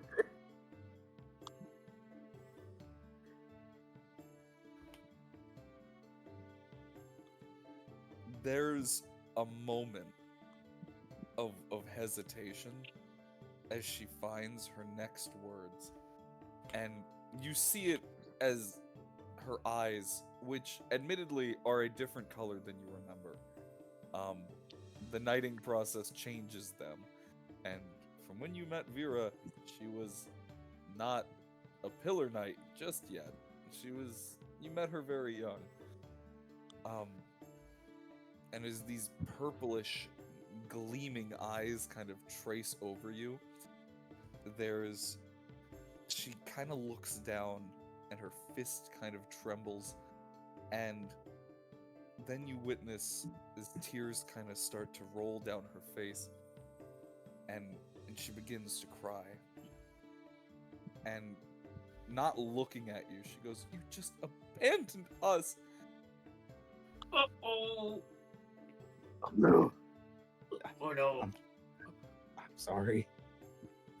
The moment you say that, just a very sudden smack comes across your face. I knew it.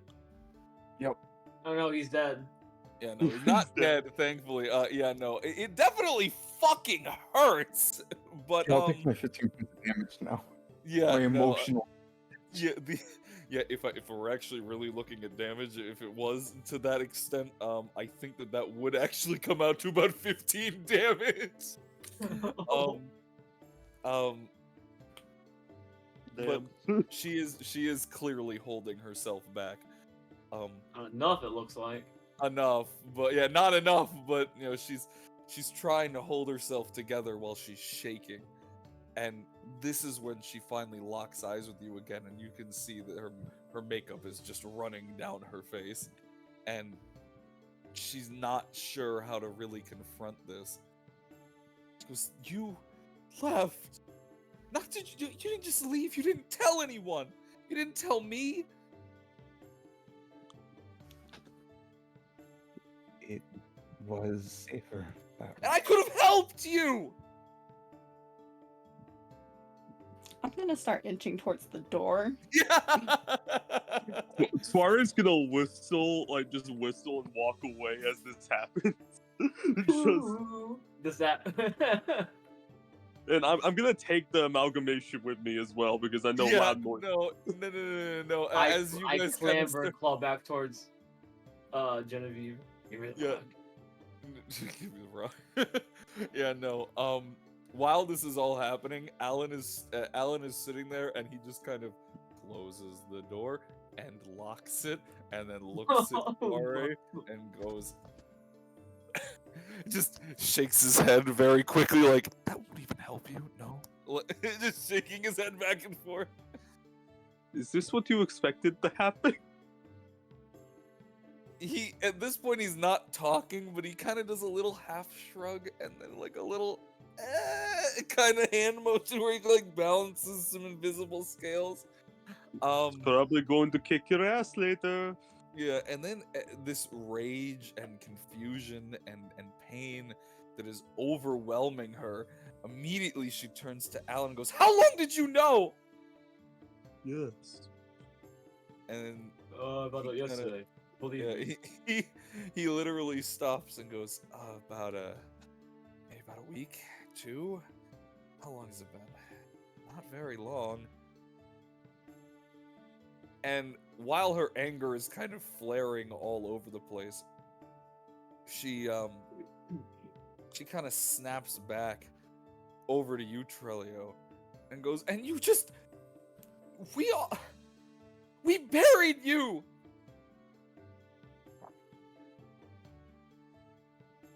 And I cried for you! And I mourned for you, and you were alive!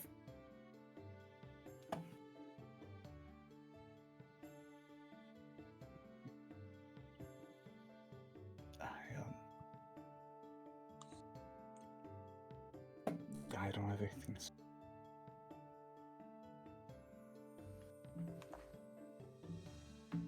Your anger is justified. There's something I can say.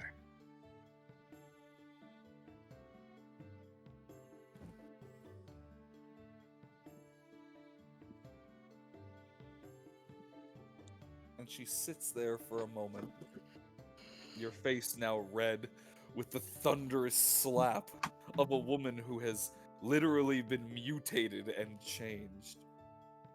And But yeah, you see the fucking the main damage is coming from emotional damage. Damn it. Yeah, as soon as I saw you got on that soundboard on the Yeah, Steam I saw that Yeah. too, and I was like, here we go. Emotional damage. She just kind of sits there, and you really can't tell what she's thinking. I'm going to find a seat near her and sit down. I Yeah, no, understand that you're before angry. before you even get the chance to take a step away, to take a nearby seat, she just kind of grabs you and pulls you back up. And goes, no, I need. Right. Of course. Just why did you leave me? I would have. We would have. We would have come with you. Just at that point, she's just kind of like beating on your chest as she kind of collapses in and starts sobbing and starts hugging you and crying and beating on your chest, angry and crying. I take her into a hug and I just sort of like put my chin on her head. For anyone that's actually looking, I'm also a little bit teared up. And I go, I didn't want that life for you. I know that wasn't my choice to make. But I couldn't imagine you having to be on the run with me. Every day I'd have to look for something better for you. And I'd be scared of something happening to you. Scared of something happening to the one thing that I held in my life with absolute preciousness. And I couldn't do that. I ran because I was weak.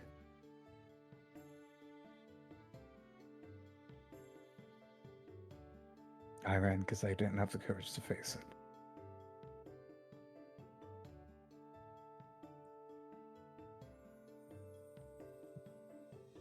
As you're kind of soothing her and talking,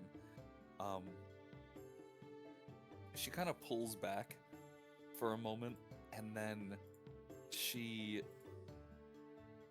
How do I put this? She doesn't really pull away, but she kind of takes a little half step and kind of brushes your arms off. And with tears in her eyes, she goes, well, then why are you back? Why, if it was so damn dangerous, why the hell did you come back? My heart ached too much.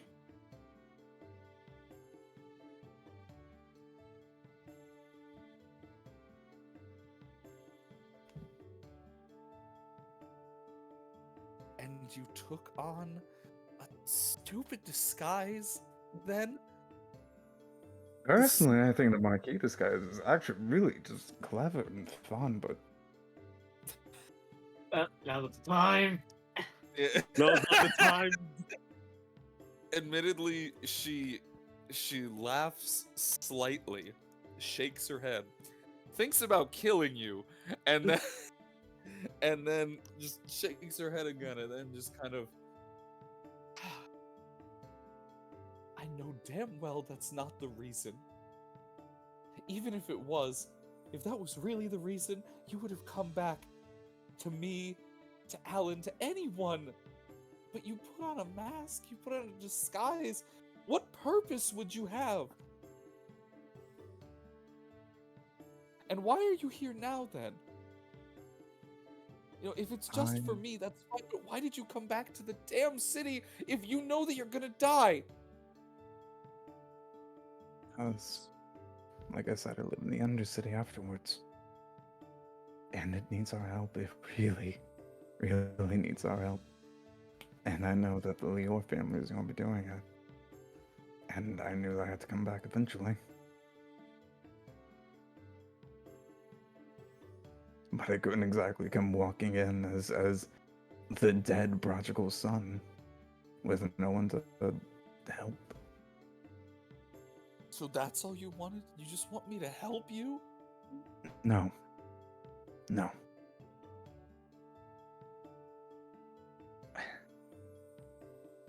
I didn't come here because I wanted your help. But honestly, if I'm being perfectly real, I was still completely terrified to approach you or address you. But at the party, when I saw that you were hurt, I couldn't help myself. I had to make certain that you were okay.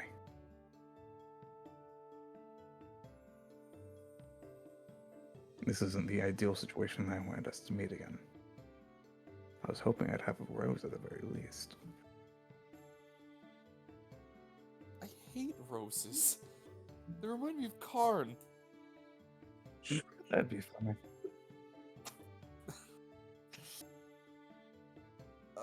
No, it wouldn't have.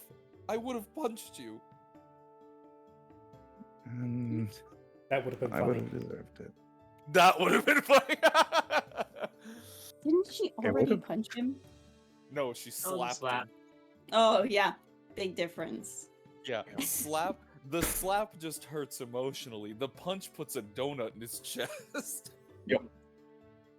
Cock See, one's blade! emotional damage, the other one's physical damage. Yeah, that one actually hurts. You could see, I can see right through you. The reason I came back and showed myself here like this was because I wanted your help. It's because I do wanted to see you.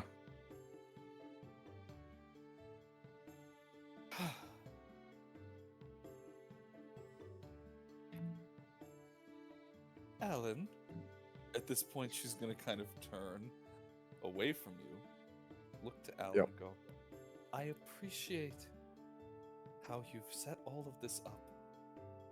And I don't know how you've gotten yourself wrapped up into some crazy situation by bringing along, well, looking over to the rest of the party there, scientists and popular Tic Tac stars as to how that may have assisted, but Whistles innocently. yeah, but I do know that there's something fucking more ass. Yeah, I'm gonna fucking kill you. No, I do know that I have a lot of questions. And now it all makes sense as to why you showed up to that party at the same time.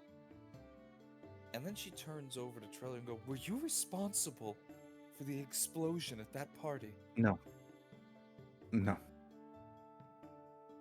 Neither us or Alistar or Alistar. Alistar. Alistar. Neither us nor Alistar were responsible for that. We went there specifically because we had suspicions. So there is something more to this? There's a lot more. Far more than any of us ever thought we were bargaining with. Not the meeting. No. Not at all. Not the meeting. This here? That's the No. situation, yes. There's something going on in Iris that none of us have managed to reckon with. So it goes so deep, we've barely even scraped the surface. It's frightening. And again, I agree with Marquis that given the opportunity, we shouldn't drag. Were we not risking our lives with this, I don't think he would have gotten in contact, stubborn ass that he is. Who is Marquis? Is that... Oh, yeah, sorry. That's the Grand Performer Marquis. I do, like, His- minor illusion, but, like, Marquis and lights. His alter ego. Yeah, Ta-da. and upon seeing the little Marquis in lights, she's gonna kind of look at you with, like, not necessarily disgust, but more like... Bewilderment. Yeah, just kind of like, and then just kind of wave it away. Like, she's gonna just take her hand and run it through the illusion, and just being the magical entity that she is, it completely distorts it and just wipes it from existence. Like, Okay. It goes deep enough that were this not essential for both of you, I would have agreed that bringing you into this would have been a bad idea. We don't know who we can trust right now, and we don't know. Again, I'm going to how much stress the meaning of this wasn't to bring you in this, but now No. that we're here, Well, now that we're here. Well, no. Now that you've been filled in on this, either you're complicit or you need to hold yourself completely out of the affairs, because this involves everyone, even tangential to it at this point. It affects everybody in Iris, and possibly even its borders. She's gonna kind of take a second, and with black mascara tears and sniffles in her words, she's gonna kind of try and readjust herself. And Genevieve will pull a handkerchief from her pocket and hand it to her. and Yes. the reason why I didn't want a white coat. yeah, yeah. Do you say that out loud? Nope. Yeah, she'll take the handkerchief and kind of fix herself, and then glances back down as she kind of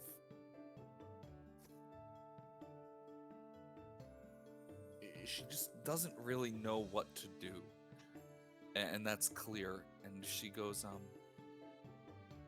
well, I've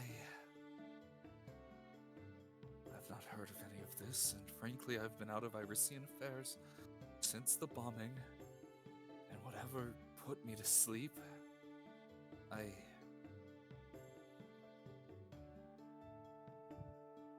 I need a moment, but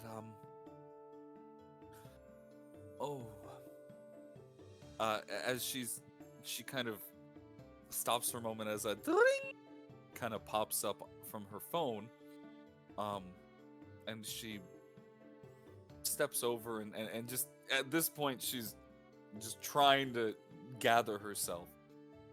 She walks over to her phone as it lights up and checks the notification, and she then goes, oh no, I see. Is there a better place for us to meet? I mean, we used to have Alistar's the penthouse, but now we're kind of like the Not- basement of a Not right abandoned now, lab. but we're working on it. Every corner of Iris is. We're working on a countermeasure.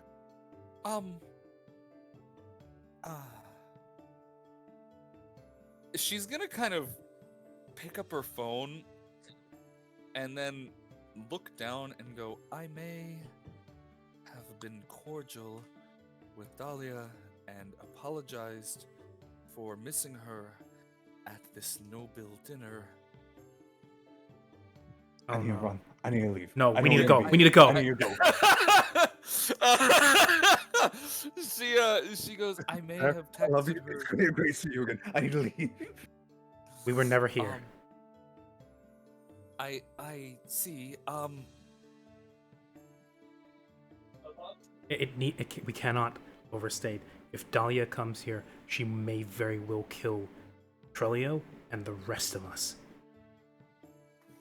What we don't need right now is a fight breaking out here and drawing attention. We need to leave. All right, love you. Thank you. Happy Mother's Day. How nice of Suari apparently found his new sugar. Oh, yeah, Tori found his new sugar mama.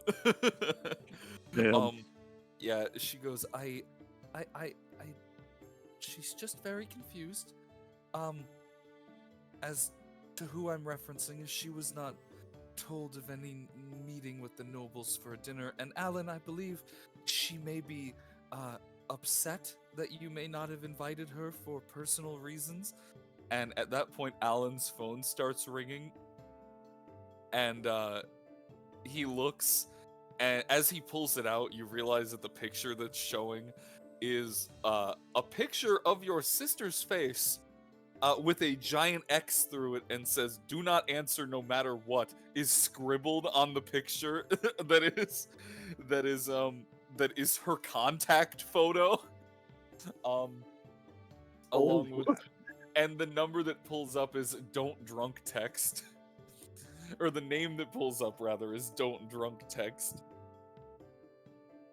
And Alan goes, "I can give you all like 5 minutes, before she gets angry, and another going to 10 need it. minutes before she leaves." He answers the phone, and you hear a, "Hey, how's it going?" Followed by this from the other end that you can hear shouting.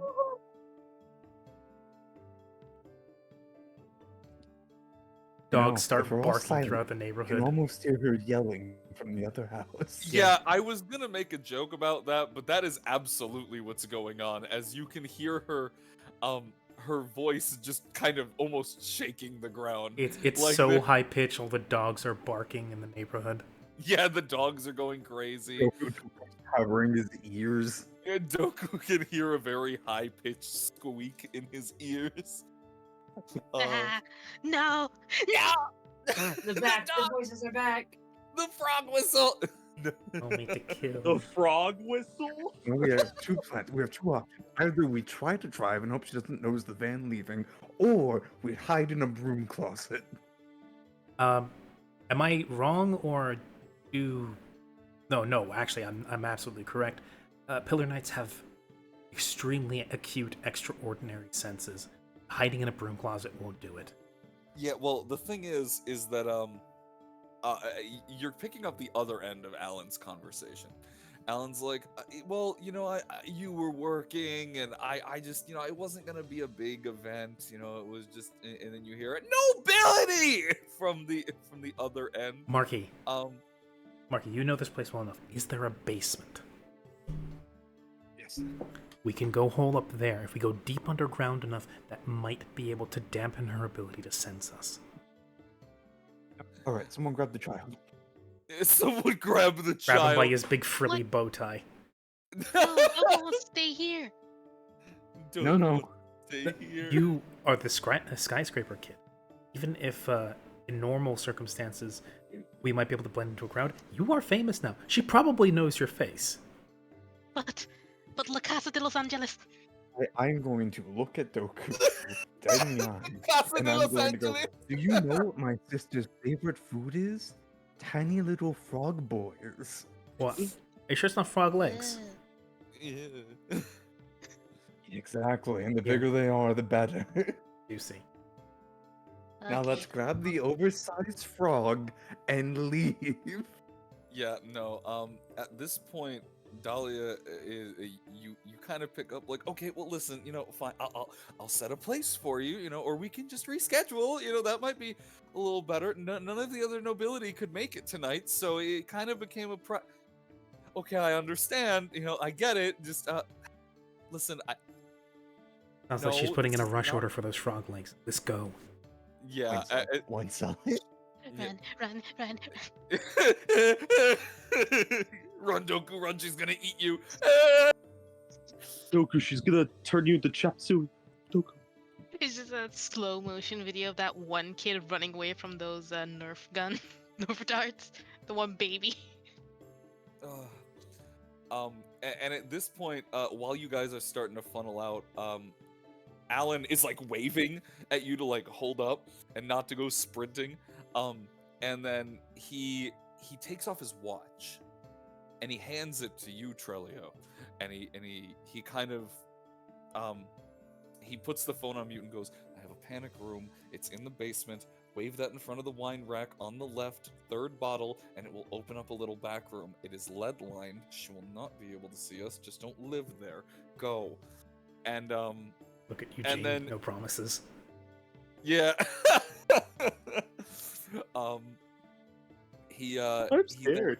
he puts the phone back on mute and then on speaker and goes, and I swear to God, if I get there and you have had this whole soiree without me, I will melt you. This is just like with my parents. And he goes, no, it wasn't with just like your parents. Your parents didn't like me because I was mud-blooded. She goes, that was not the case, and you know damn well. And the arguing continues as he funnels you out the door.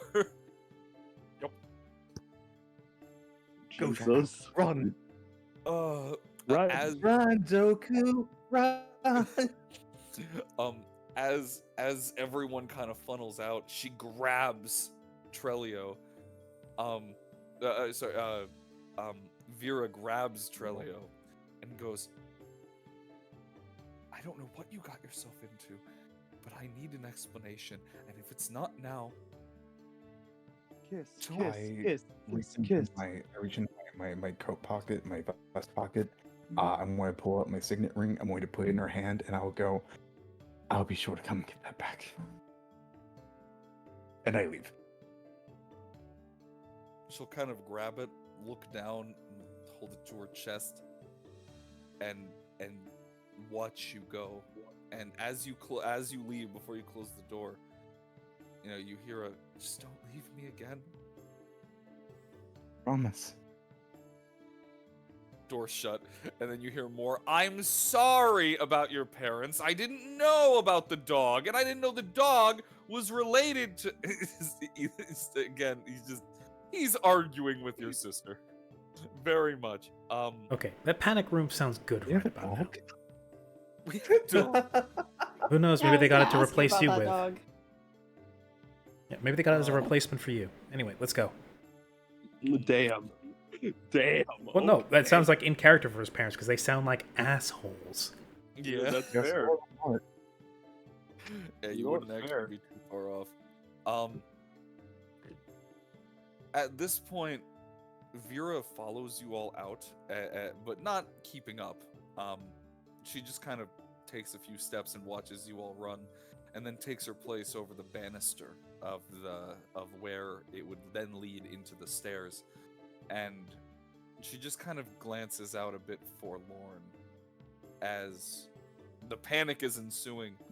She's just kind of whistling that lost longing tune that kind of resonates through this entire area of nobility, and it seems to just kind of echo through the house. A little demoralizing, as again, it's a bit of a forlorn and woeful tune, but she's just kind of making peace with herself as Alan and his argument is drowned out by the music that she's filling the halls with. And as you make your way into the wine cellar and you funnel your way down in, it's honestly only a matter of, I would say, 10 minutes as the chaos is ensuing. You make your way into the tight little cramped cellar that is, I say little, it's not little, it's massive. It is a full, just bottles upon barrels upon barrels of wine, and this is basically food storage for all of this. I assume you go into the panic room, Marquis. Yeah. I can't believe we're gonna get Alan killed off already this session. Alan already dies. Yeah, no. Alan was already dead. Damn. The ghost know. the entire time. What do you mean? I was the ghost the entire time. Boo-boo! You knew about Marky. It wasn't your fault. You wave the watch in front of the bottle as instructed, and it slowly turns and creaks to reveal a small, very again not really small, but a sizable room actually. That's relatively nice. Like there's a red couch, and it's kind of like a circular couch in the center, and there's a gold table, and it has a TV, and it has a bunch of amenities. And even some, like a fridge that, again, seems to be stocked with canned goods, admittedly, but you know, they're doing their best. This is probably meant for long-term stay. And as you all step in, the sound of Vera's whistling and everything is just kind of muted. It's definitely not silenced, so it's not total blockout, at least from the Oh outside. boy, spam. But you have made your way into the panic room, and it seals up. Probably about 5 minutes to 10 minutes later, after you've gotten yourself situated, do you hear the doors swing open, and you feel this wash of dread, specifically you, Trelio, as you hear, "May the honorable leader of the Lior household be brought to attention and reverie as we," and just immediately it goes quiet as she steps in, and you hear very muffled, "How dare you! How dare you host an event without my knowledge?" As the argument begins to break out. And Very I quiet. look around, just- I whisper very lightly, I go, if anyone thinks that they cannot hold their breathing, cover your mouth. Genevieve, for her part, is like just sitting on a bench, elbows on her knees, hands threaded together, mouth shut, pencil thin. And she just looks, glancing back and forth between people. Not a word. There we are. I'm an insect. We breathe through our skin. yeah, at this point, you hear Alan kind of trying to, "Listen, I didn't host anything without you. It was just a little private get-together. I was gonna have a big event. I didn't reach out because I thought so." And then you hear, "Well, then who the hell was the royalty that was coming to take my place as a Lior envoy? I haven't heard high tale of this, and it would have gone through me. Where are they?" Oh no. It Oh, was your no. dog. It was your dog. Listen, again, now you hear Vera's voice. "Oh, you need to calm down. It was a mistype. I apologize." And then, "Don't you tell me to calm down, you bitch!" Like, Damn. Ooh. My sister. In minor illusion, because never mind. I'm like, how's it gonna spells? Is there pencil or paper in here? yeah, there's like a notepad. Okay, good. Yeah, I just like put that down the center in front of us. I just write, I sure do love my sister. Yeah, really Doku glad. gave like a silent gasp at the swear. La Casa de Los Angeles. La Casa de Los Angeles. God damn it. What a nice Um, family you have. Yeah, it's just we're passing the pencil around. Yeah. Thank God you didn't cast any fucking magic, by the way. Bard proceeds to cast a spell. No! He uses a laser. And this argument kind of goes back and forth. Just as you hear, "A bitch! Well, at least I didn't drive my whole..." Just arguing back and forth. And Alan goes, ladies, please, could we not in the house?" And then you hear, "Don't you dare tell me to calm down, you sack of shit! I can't even believe..." And I'm not joking, the house is rumbling. There is a quaking in the ground, and you can kind of hear, like, the swaying of chandeliers, and the breaking of glass, and armor falling from the ground as it tumbles down the stairs. Poor Alan. His family has to foot the bill on all this shit. Yeah. Being caught in Twari the is crossfire. calmly writing in his book. Yeah. This shit makes for good material. Okay, fuck off. Genevieve As is Doku said, La Casa de Los Angeles. Genevieve is gonna kind of look to Tuare, take her own notepad out of her chest, write on it, and write. We'll write. Still have that book. The one on the elements. Mhm. Yeah, sure. What do you need with it? I will write back. She'll just say, "I could use some light reading." I could use This some light This is going to reading. take a bit. I will. I'll hand her the book. Now that I have a Here free you go. moment where I'm not tending to an injured cat, and I am in sore need of distraction, I'm going to crack open the book, and I'm going to start speed reading through it. Speed. And yeah, so I'm using, making use of the quick study and eidetic mind class features. But yes, I see him over weakness. Yeah. Oh, wait, I'm sorry? he said he sees a moment of weakness. Are you making a play for the fucking rock right now? Yes. Can Tuari see the amalgam? The Malcolm ain't being sneaky about it. There's No, Okay, I'm just kidding. Passive passive perception of 18. He's going to scoot away on the bench. Yeah.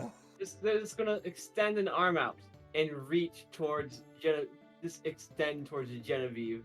Scoot away. Remember, their hand is almost like a mouth. And Yes. it Your rhythmically- entire body is a mouth, and since you're not being sneaky about it, I can tell you're doing this, It's- and I'm going to scoot away. I'm gonna keep following. Could I potentially take care of that? I have a place to store it. I'm writing in the notebook in all caps, like entire Stop page. Restrain it. Doku's just gonna smack its mouth hand. No. Ignores you. Continues. Oh my god. Doku Is going to gives stand up and is going to start pacing throughout the bunker, just kind of leading the hand in a trail. Jesus Christ. Genevieve begins playing Snake. Pretty much. I hate it here. I hate it here. Yeah, the argument is getting kind of heated, as you can hear, as now Alan at this point is desperately trying to hold back Vera and also try and keep Dahlia calm as this whole situation is spiraling. And you hear, "This is a slight at the Lior family. I always knew that you goddamn Torsons didn't have anything good to say about us." And again, just laying off, Dahlia. It was years And this ago. is when Alan goes, "I liked your brother." Yeah. I like your brother more than you. I'm not gonna lie, I was literally about to say that. And, No, and his yeah. response is, "The only part of your family that I ever really liked is dead." Yeah. Alan goes, "Well, I damn well liked your goddamn brother. If only you were a little bit like him. Don't you dare talk about him!" Like, oh. Yikes. It's like there's like a huge chunk of the ceiling come down when she. Yeah, I'm fucking not says- joking. When Trelio is mentioned, you hear a boom as a fucking chandelier frees itself and crashes onto the ground, and you hear this.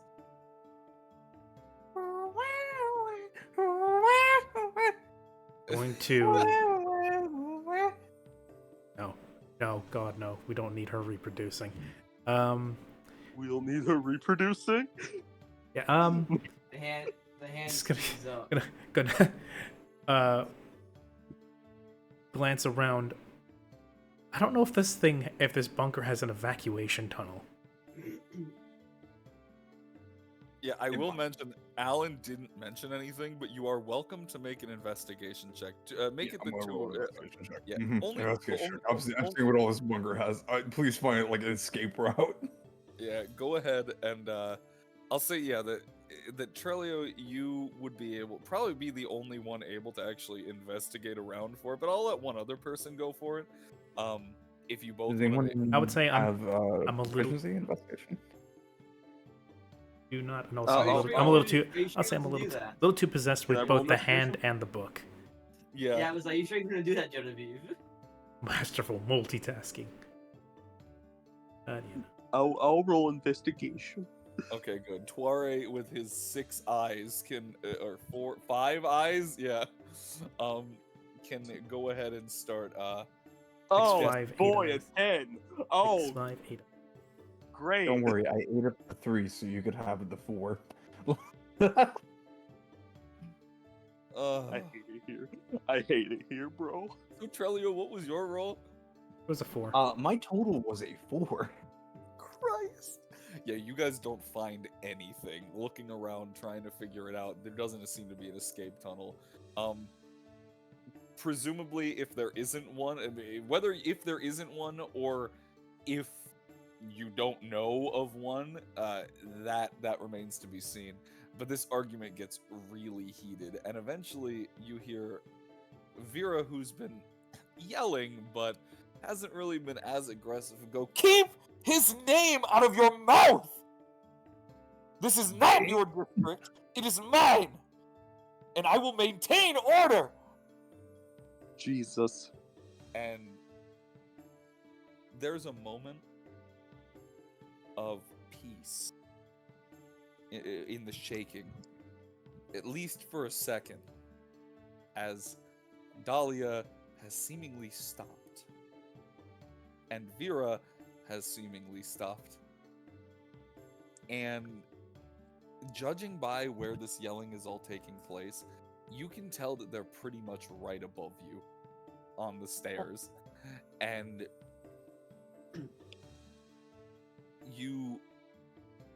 everything kind of goes still for a moment. And then Dahlia, one last time, and you can't even make it out, just kind of mumbles something. There's an argument still happening, but it's not as angry. And eventually, you hear the front door boom boom slam. These are the women in my life. These are the women in my life, yeah. I'm suddenly not so regretful that we're dating. I'm suddenly not so. Are we permitted to talk now? Like she's left? I think we should still stick to whispers. Also, Give it like 3 Valen, more could you minutes. please stop that? Give.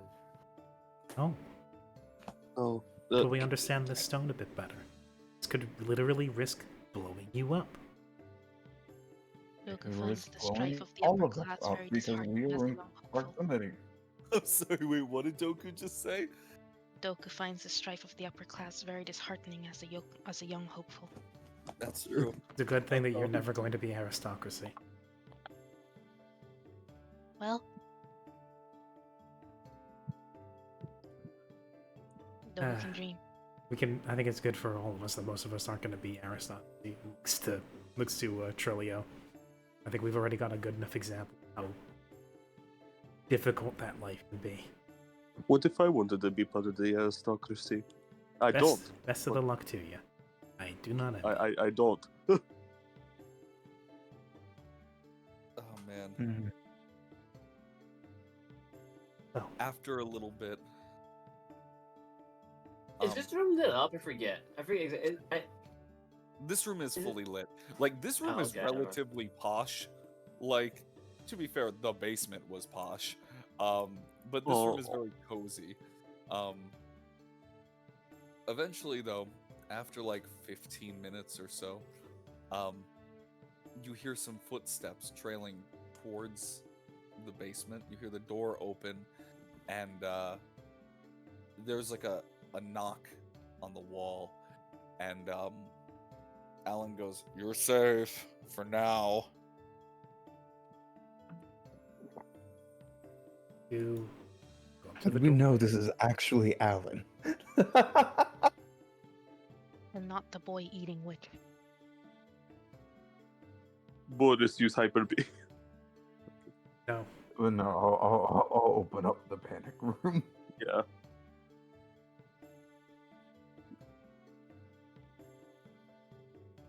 Just one moment, everybody. It's not him, is it? Oh no. We've been duped. Turn to confusion, I take the rock.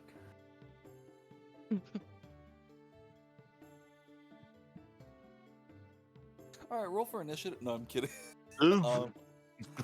um, Everyone's liquidated, make a new character. Yeah, congratulations. I need everybody to roll me 4d6 and then do that 6 more times. No, I'm kidding. I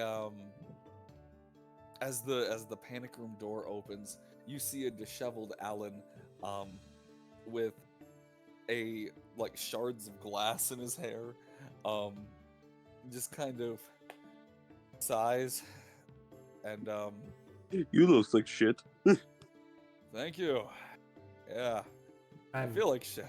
I'm sorry that your Yeah, family has to. wine cellar. I'm sorry your whole family has to get caught in the crossfire. Oh no. She's gonna pay for it. Trust me. Listen, I know Dahlia real personal. She's gonna apologize. We'll probably get a drink and then she'll cover all the damages. It'll be fine. Done this before then. Are you certain of that? Oh yeah. Like I said, we had a bit of a stint, you know, for a year. or two. We can tell. Yeah, her family and my family, we didn't really cross wires too well. I mean, it was a whole thing, but yeah, she's got a soft spot for me. That's why she only chucked one lamp at my head. What? I feel like perhaps you need a more normalized love life. Because this is going to very heavily skew your view of what's normal dating.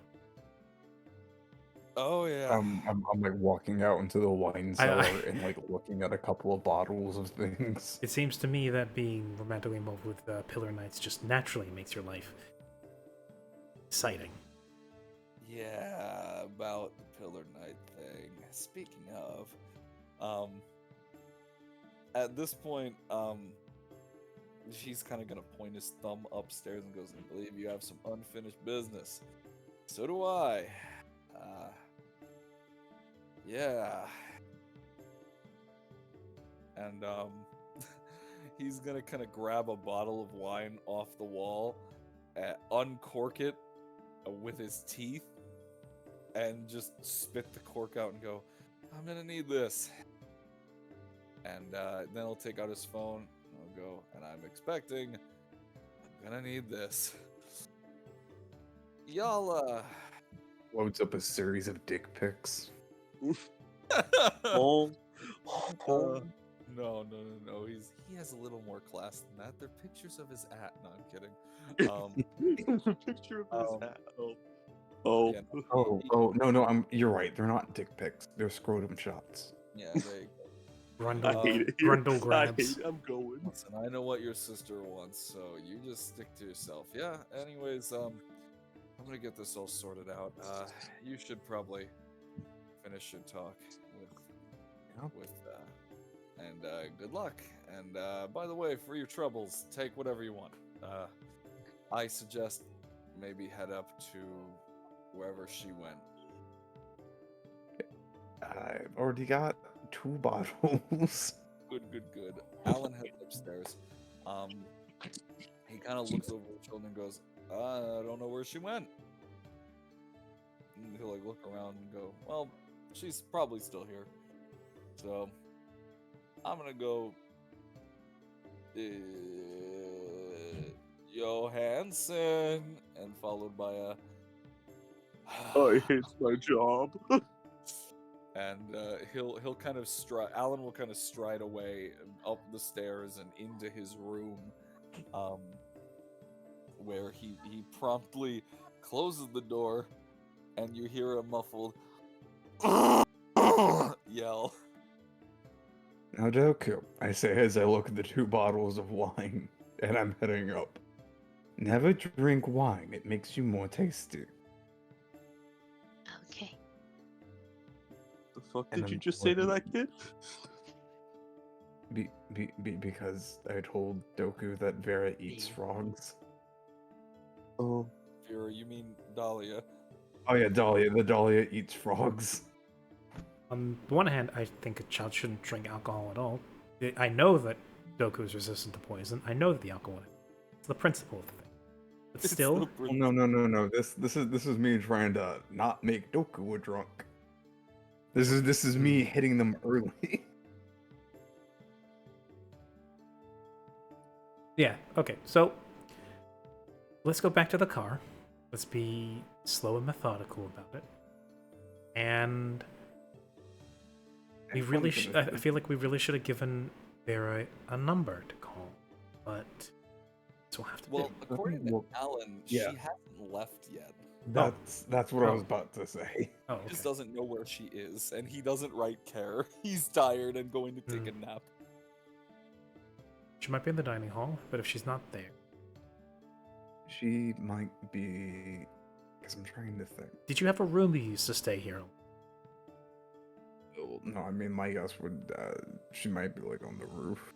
Who knows? That would be a place for a pillow knight to go, yeah? The reason I asked is because she might go to a place she knows you frequented a lot. Because if you stayed nights over here, it might be a guess. Who knows? I'm just going to look around. And I will mention, as you step out of the cellar, this place is a mess. Like, the main chandelier in this entire house has collapsed and shattered across the floor. There are actual cracks in the marble flooring itself, just from the sheer pressure that was being emitted. There is what remains of a lamp implanted in the wall upstairs. The door is off its hinges and on the floor. This place is trashed. All right. Well, Cool. I throw one of the bottles of wine towards the doctor. You guys have fun with that.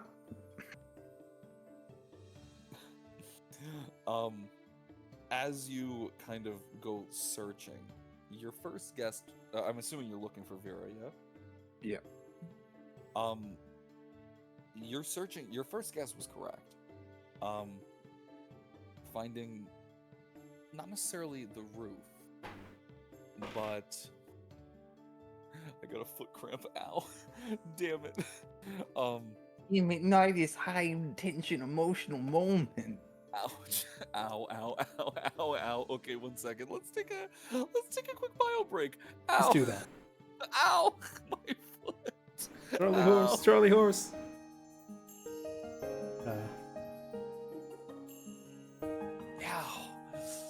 Ow. You find her on a balcony. Okay.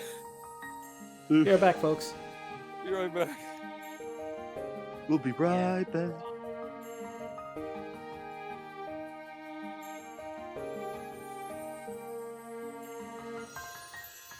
So,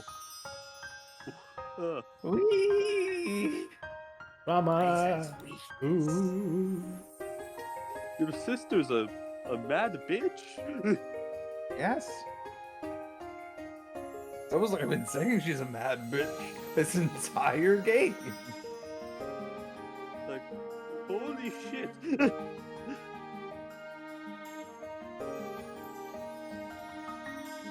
I love how it's allegedly. Oh, I see what you mean. She's crazy. She's actually She's fucking mental. Okay. Oh. No, Oh, Lord.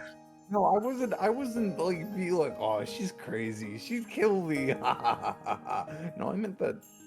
I meant that. I for mean real. that literally. Bitch be Literally. tripping. Bitches ain't shit but hoes and tricks.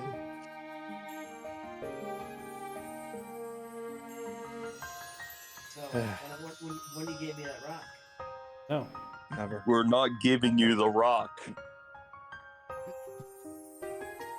I have some choice words that'll sway your mind.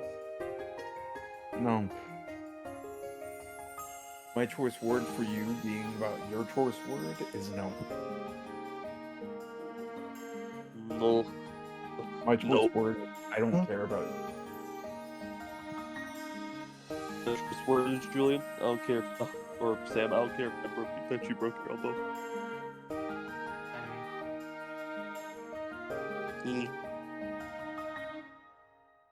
Yeah.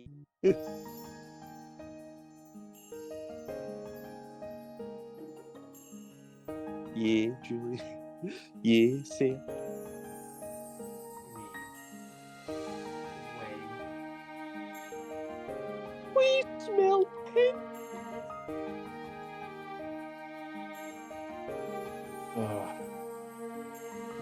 need to play a little bit of crabs in the meantime to help fucking calm me down, you know? Steady your nerves with a bit To of help Fray. recover from that emotional trauma.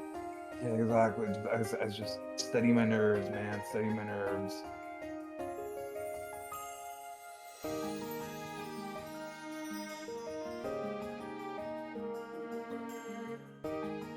Oh my god.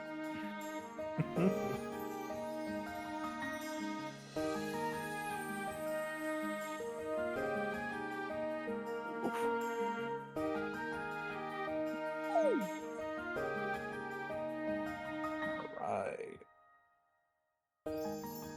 Oh, by the way, Ram, we're No. still on for Power Wash on May 24th, right? Yes. Always down for more power wash. Yeah, it's... I need to, like, message everyone that I talked to previously and make them they're still on board with it.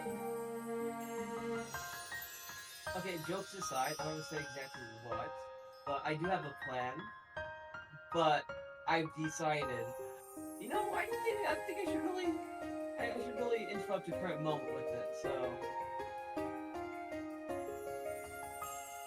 I have a plan. I truly do. Not worrying in the It's slightest. the thing is, right, it's the time and place. Yeah.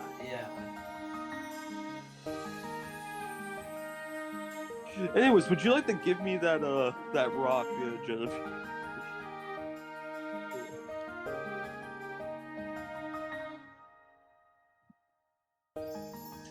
Yeah, time and place. Okay. I don't think the time or the place is while we're hiding in a panic room. Yeah. My eight intelligence says otherwise. Here's the thing, right? 8 means that you're like a little bit dumb, but not like super duper dumb. Sure And does, buddy. I want to mention that Doko is very smart. He's very intelligent. Intelligent. He does a lot of things on purpose. Which actually, Intelligent. thinking about wisdom is another thing. Even if you're not smart, there's still a level of like wisdom there. Yep. That is yeah, true. Positive wisdom too. No, I was Yeah, talking I Oh, only have 13 wisdom. Not that great. yeah, it's a +2. That's better than most commoners. Yeah. I thought a 13 was a +1. Yeah. Yeah, that's what I meant. It's +1, but it's still better than most commoners. Yeah, most I believe like a commoner Regardless. is like 10 is 11 or average. 12. A +0 is what your average person has in most things. Yeah. Regardless, we all lived, I think. Yeah, we did. Unless Marquis died of a fucking heart attack while this shit was going on. Someone quick poke his body.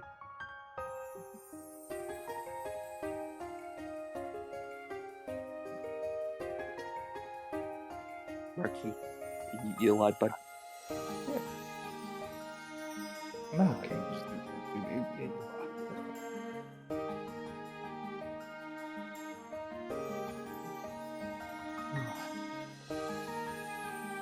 You do the hokey pokey. I need to check with everyone who about the epithet thing. I need to check with Bach and Nekri about 100% orange juice. Orange juice. Try to schedule an Among Us. It's a lot of getting around just the people and schedule. Yeah. And not only is this like a big collab, it's also a like all day thing. Yeah.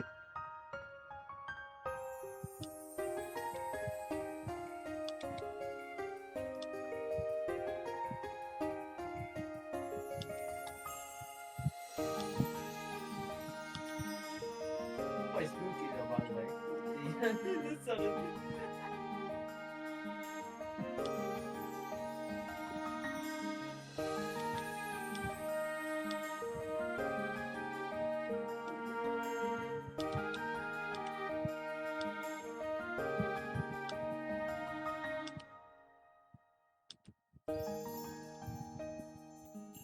I'm back.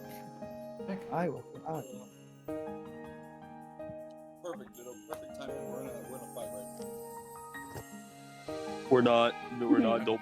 joking. Good. My foot Who's muscles. busting your balls? Good job on not dying. There's an alternate universe situation where we all fucking died there, huh? There's an alternate universe situation where if Marquis cast that spell, you would have been detected immediately. I was mid saying, and I was like, wait, no, that's dumb. Why would I do that? They detected this. Actually, fun fact: at least in D&D, you don't necessarily have to be the case in Genesis, but in like normal D&D, in order to obscure the sensing and the effects of any sort of spell yeah, or like presence of lead. things, 1 foot of stone or 1 inch of lead is enough to obscure. Yes, Yep. indeed it is. I guess that's true, actually. I did even say it was leadland. You're correct. So that was still tense, and knowing how powerful the Tubular Knights are, it's not a sure deal regardless. Fucking police got trashed. But if everyone's here, we can absolutely continue. My foot is no longer dying. Yeah, so let me finish up this level in crab. Crab people. You have to steady his nerves with crayons. They have save states now. You have what? I'm pretty certain crab. There's games now. Or Oh. save states, I mean, yeah.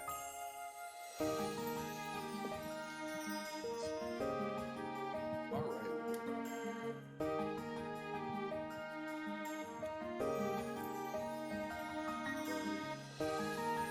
All right. So Back. we are back. There we are. All right. So it's calmed down significantly here. The servants are amidst picking up after the fucking nightmare that was Dahlia came storming in with a vengeance. And as well, the rest of you have probably scattered, either helping or relaxing or just trying to calm yourself down and drinking.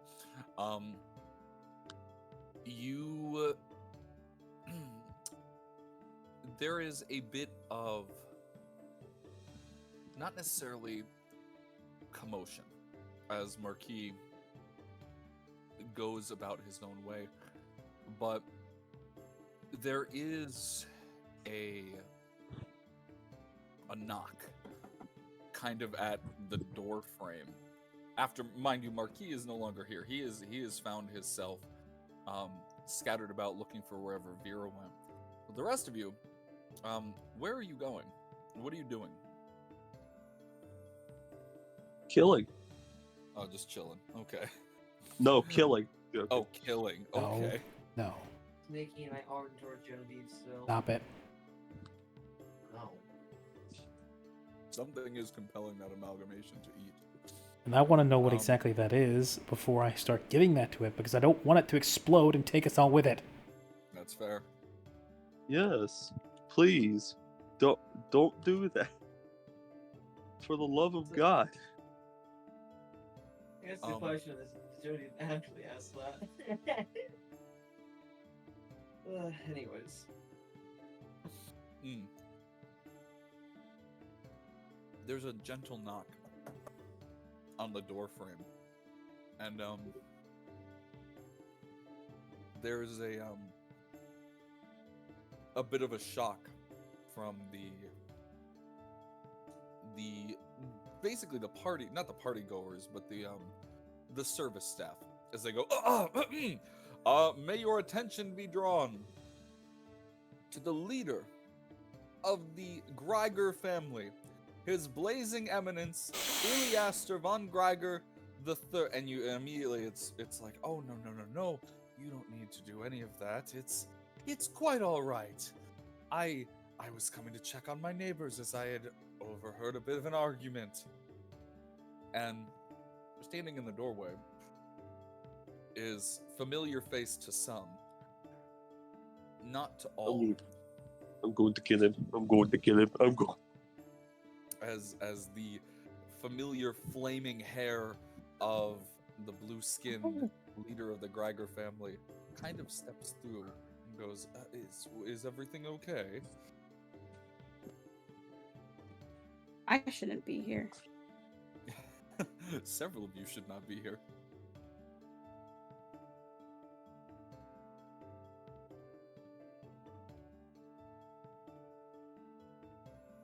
I'm not showing my face. You guys, I'm I not don't here. look for my girlfriend.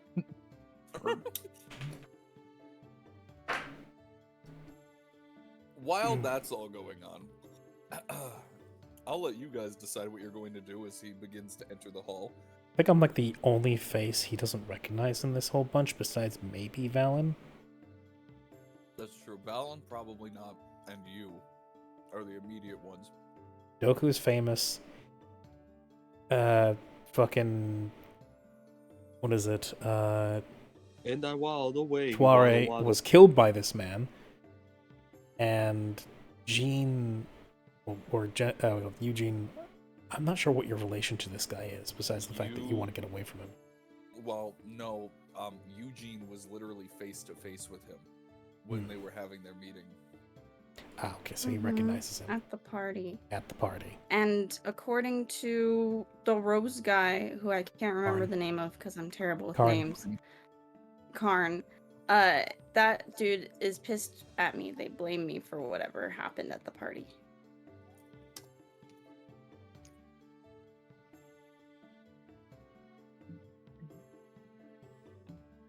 While we get to that, Marquis, or Trelio at this point, makes his way through, and eventually, at the far back room, right where they were having dinner actually, there is a large balcony.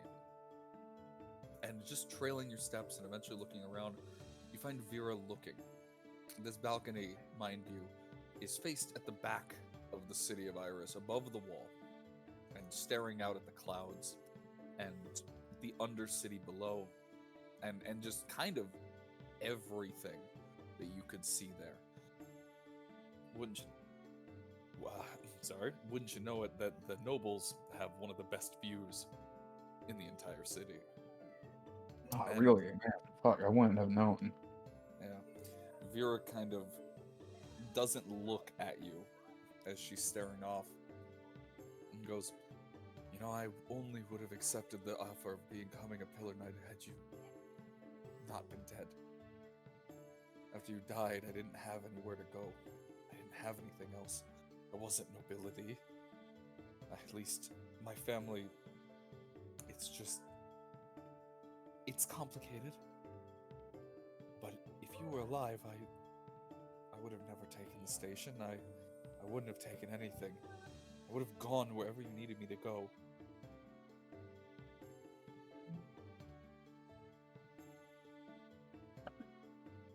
No, dang, aren't I the bad guy? Yes. Sorry, that was supposed to be a joke. I I'll walk up next to her and sort of like also put my arms on the balcony railing. I would have stood by your side, but you're always so goddamn bullheaded. Everything. You make these decisions before you consult anyone. You make these horrible, irrational decisions. And sometimes they work great, but they're gonna get you killed for real. For realsies, bro.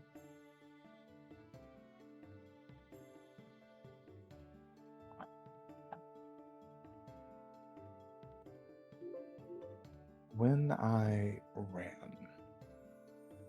I'm sort of like putting my elbow on the balcony and resting my chin in my palm. When I ran, you weren't a Pillar Knight. You were a lot easier to hurt. And I'm not saying this as a defense. I'm not saying this as my excuse. But when I learned what was going to happen, when I learned of the plans that my family decided to put into place,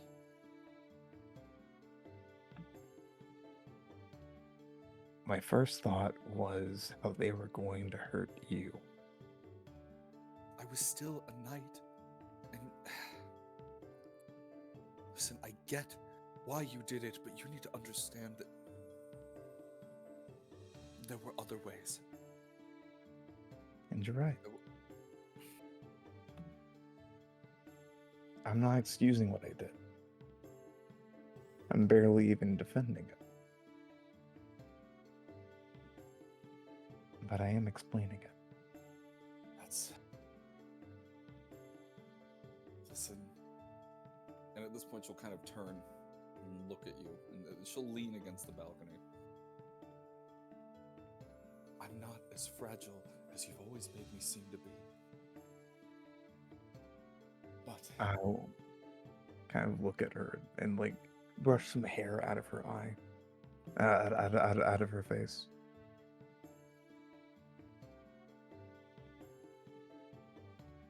It doesn't matter how fragile you actually are.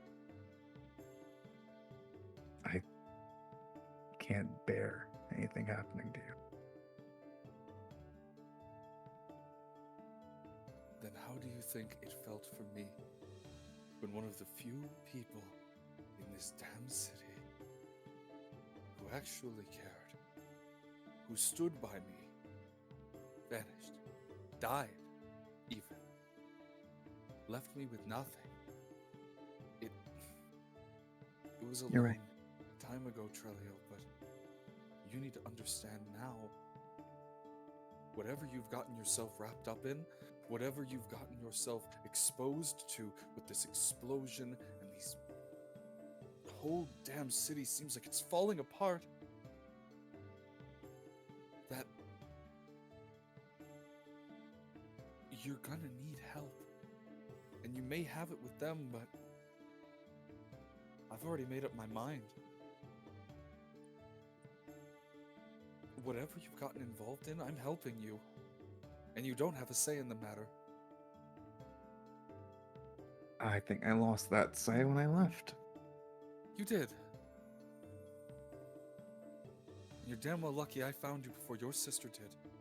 Oh yeah, trust me, I've been like avoiding her like the plague.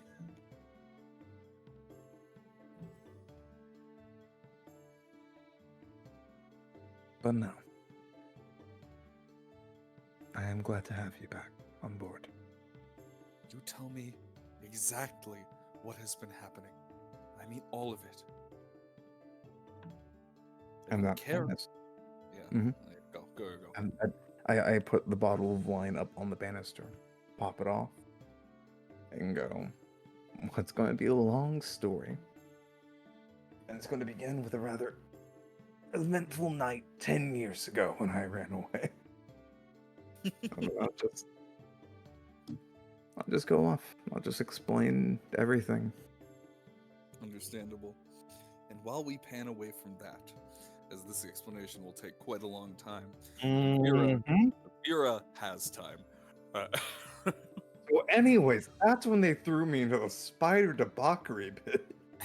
Debauchery pits. As everything is kind of being spoken of over there, Iliaster von Greiger III has entered the establishment. Iliaster in the kitchen with a crowbar is what we may see. But for now, he kind of strides in and looks around at the help. He's not really paying attention to any one of you. He's just kind of like surveying the damages. But, Twari, where are you? I think Twari may have ever so slightly just walked away.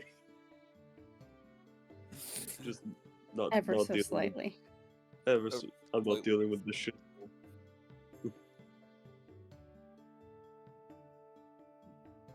He still glances, looks around. Oh yeah, go.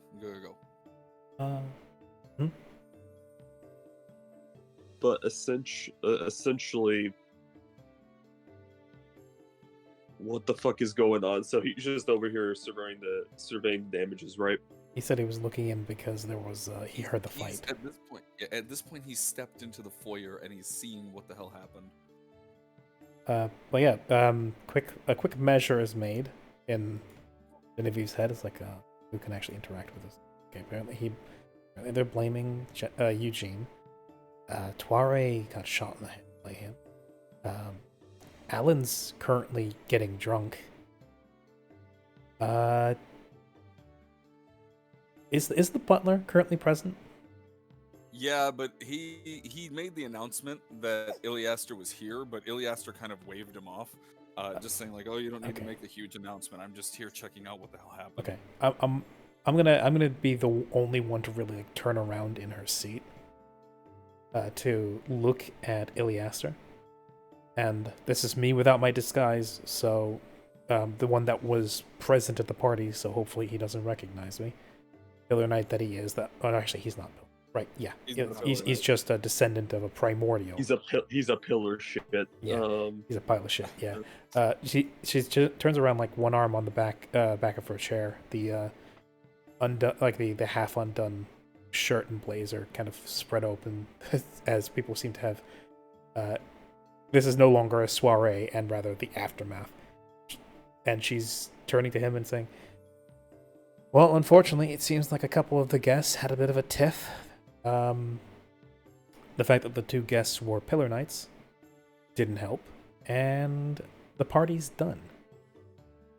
Oh, and I wasn't invited. It was meant to be a private get-together. Unfortunately, there is no chance of that going on at the moment. Well, it would appear so. You know, as he kind of steps forward, I do love a good party, but I'm more one for the casinos, as it were. Gambling man, then. Well, unfortunately, there's no luck to be had here. The host of the house is absconded. The two guests that fought have made their way out. And as we are now, we're just kind of cleaning up after the whole experience.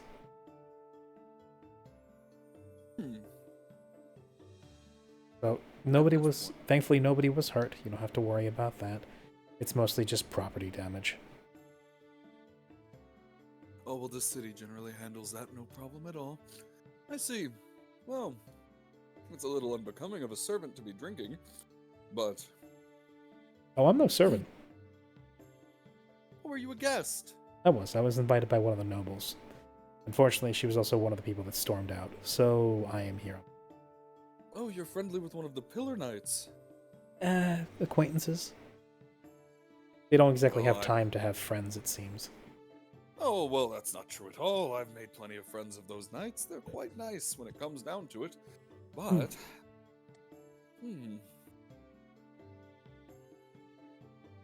Oh, 1 second. Ooh, sounds like the baby. Baby. Oh, I'm all good. There we go. Just passing her off to my mom. He kind of looks up and goes, "I consider you more than acquaintances. If whomever they were, had the gall to invite you to a party at a noble house, what do you do then?" Why? He kind of eyes you at this point, and he's honestly at this point, this is her in her normal face, and also Genevieve is terrible at lying. This is Genevieve's noble art. Yeah, I could impersonate a noble and say I was a lost, hidden cousin of the of the Lior family. Lior family. Yes, I'm one of Trellio's aunts. No. Well, I did do research, and I was involved in the night program. Since then, though, I have taken a step back, and I've let my successors take over. I see. So that's how you probably know them then. Were you there for their knighting then? For the knighting, not for the pillar knighting process. Well, nobody's really allowed for that. Except those who are in the core group.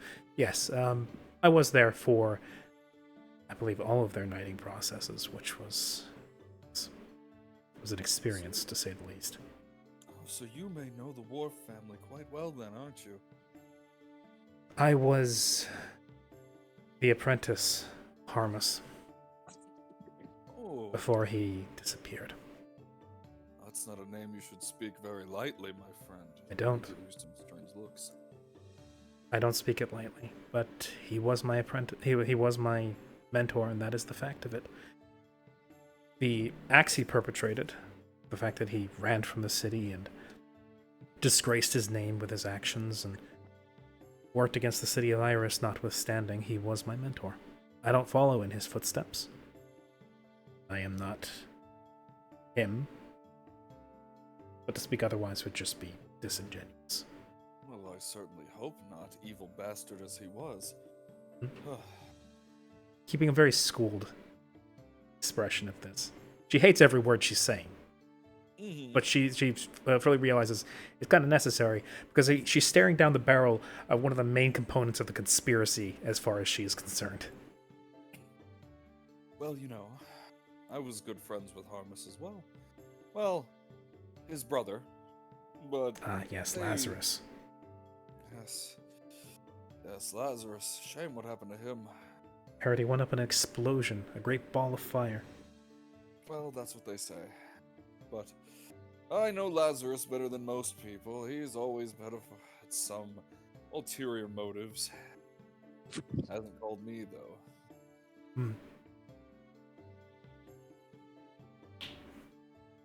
Well, unless you'd like to sit and join us for a drink. Fortunately, there's not a hell of a lot to do here. Yes, of course. Where is Valen, by the way? Just imagine she's scuttling under the table. Just around. Kind of following. Yeah, Iliaster is a man in about his 30s. He's not ancient by any means. But he may not recognize your face, Genevieve. But he kind of does a once-over again as he looks towards Valen. And he kind of cocks his head ever so slightly. He goes, what an interesting...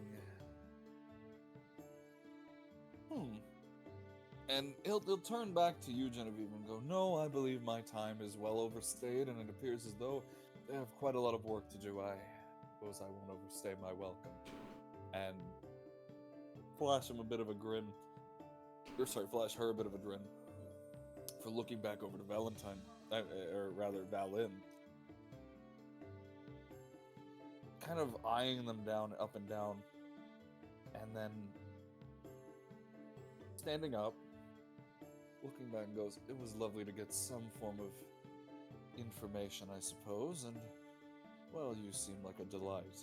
I wouldn't mind seeing you again. Please. And, he reaches into his pocket and pulls out a deck of cards. And, he kind of magically manifests all 52 of them, turns them around and shows that they are all blank, taps one, and it fills out the information, like his name, his number, and Plus business card. Yeah, he floats it over, puts the cards back, a new one just kind of manifests at the end, and the cards go back and go, they used to call me a croupier back in the day, but I take things more seriously, but you seem to be a wizened mind, one I could absolutely love to crack open and see what you may have. If you ever have the need for some company, please, if you're not too much of a stranger of these noble districts, stop by. I'm just right next door. You'll take the card, note it, and say, well, I may just take you up on that. I do hope so. And he kind of flashes her a grin. turns. Before. Oh. Oh no! What are you doing? Before he leaves.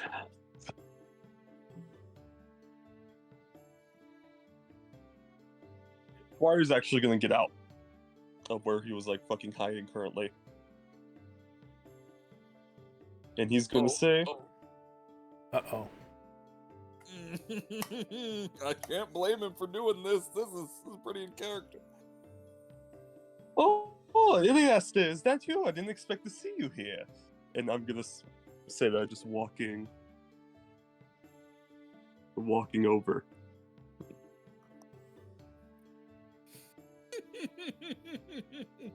Oh, guys, the jig was fun while it was happening, but I think it's up. Oh man. I die. Make a new character. You're suddenly a burst in flames. No. Iliaster turns. And at first he doesn't. First he ignores you. He's more focused on getting Genevieve's contact number, if anything. But he turns to walk Those away. notes, what can we Stop say? trying to riz up Genevieve. He's trying to riz up the party mom. I mean, it is Mother's Day. It is Mother's Day. Hey. Yeah, he hears you and he stops for a second. Afterwards, he kind of like processes what he just heard. And he turns and goes, "Quite bold of you to not use my full Tesotoire." I healed you. Does like the color kind of like slightly drain from his face or something? Ain't that a kick in the head? No, it's a little less draining and more you see his, because his hair isn't always a raging inferno. I should explain that. It's more laid down. It's almost like it's styled back. But upon seeing you, he kind of cracks a bit of a smile and his hair flows up just a little bit and goes, "Well, aren't you a sight for sore eyes, my long lost friend?" Oh, you two know each other. Yes. Yes, we were colleagues back in the day. Indeed we were. It's a shame what happened with Ausar. Indeed, quite a shame. Never expected him to get, well, arrested. Well, Tuare, as we've come to know over the years, and he kind of leans in and goes, "There's plenty of things that you come not to expect, especially when the life we lead."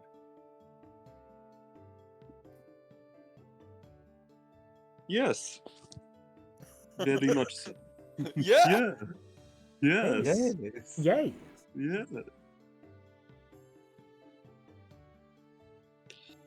I imagine there's just sparks flying between the two of them. Oh my god, love is in the air, baby. Dude fucking calls up her Marquis' sister. Calls up her Marquis' sister. Dahlia, I said weakness again. Dahlia, I found Trilio. Then fucking Marquis gets like Thanos snapped out of his sister. I get fucking the Phantom pain because I'm already dead. Yeah. Punches Leor. Yeah, no, but Iliaster kind of sizes you up and down and goes, "Oh, my friend, you do look a little worse for wear, but I'm glad to see that you're alive. It's been a long Same time." here, really. Indeed, it has been a very long time. How about we sit down a little bit and chat, fill us both in on what's been going on since we've last left. Like, saw each other. Well, my friend, I absolutely would, but I believe I've already overstayed my welcome. However, and he kind of leans in a little more and goes, "You know where to find me. Stop by any time." And he Yes. kind of flashes you a sly little smirk and goes, "Maybe we can even find Ilya and find Lazarus together, and maybe we Take can a get shot. together. Take a shot or two. Have a drink." get the old band back together.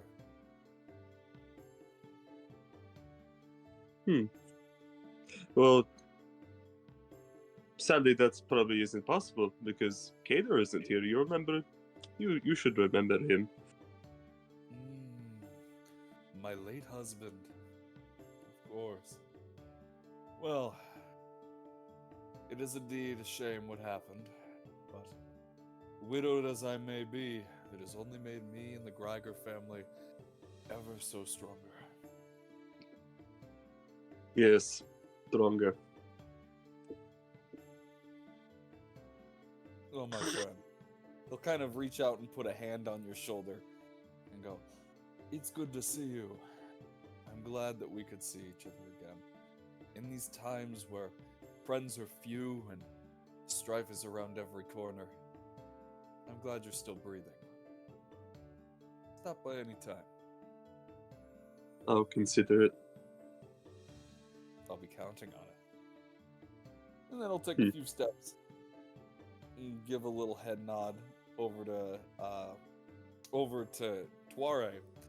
Then turning over to Genevieve, flashing another smile, turning on his heels, and walking out the door. Leaning towards Tuare. He's about as smarmy as you described him. Yes. Well then. Yeah, I don't like him. Right, okay. Yeah. I think this party's fucking done. I want to go home. I want to go home! I want to go back to the hole. Is that chandelier still on the fucking Yes, it is on the floor. Just one of the horse's giant arms is just gonna come out and just fucking like pummel it, just like Tuare just fucking punching the wall or something like that. Yeah, I know, he's just angry. Grinding it to powder. Yeah. Yeah, Iliaster, for what it seemed, didn't care that you were alive, but absolutely welcomed you to challenge anything else. The veiled threats are very good with that man. So, But, okay. I can only hope that Margate Trellio is mending things with his long-lost love/fiance. I was never quite sure where that stood. Iliaster has a husband that he once had that was dead. Interesting. This Probably party killed him too. Hmm? Probably killed him too. That's just fucking... Oh, okay. That gives us a measure of exactly what kind of man we're dealing with. The Trellia is hopefully mending things. We're all here just kind of drinking and waiting until that's done. And the whole place is trashed. I feel bad about it. I want to get back to the bunker. I want to take this crystal. I want to see if we can turn it into a dampening device just like Osar had. So that we can go someplace and scream and talk, planned at worrying about being constantly monitored by these weavers. and speaking of Trellio and his lost love, just about as everything goes on, this would probably be right about the same time that you finished up the explanation. And Vera is just taking this all in. She's not angry. She's not even really upset. She's more so now, upon hearing who you've been working with, how you got roped into this whole situation, how everything is going, she looks studious, focused even. At this point, she has found herself sitting on one of the tables on this balcony. You know, just what you'd expect, some metal tables. Basically taking swigs from this wine bottle, very unceremoniously, as from her prim. Oh yeah, no, the wine bottle wasn't for me. Yeah, no. Yeah, unceremonious and very kind of dropping the prim and proper nature that she upholds this entire time. But she kind of nods and looks over at you and goes, I understand a little more now. But it doesn't change my stance. Do you firmly believe that Alsar is innocent? He's never given me any reasons to make him think that he wasn't. In fact, he's helped me best he could. Well, it's good to know that he lives up to the legends. But And wait, are we there? Or you said they came back, yeah? no, No, they they're haven't still on the left just roof. yet. Oh, my bad. Yeah, no, it's okay. She'll kind of look over and then just kind of nod. Alsar is a hero to a lot of these people. Even to me and well, most of the other Pillar Knights, he's seen as what Iris is. You know, a strong, powerful nation, and that's what I wanted it to be all this time, and it is. And I tried my best to live up to that. I play shows all across the city, and I do what I can, and I would be betraying my duties to let that die. Trelly, I don't know how you got wrapped up in this, but it's gonna lead us to a better future for this city, and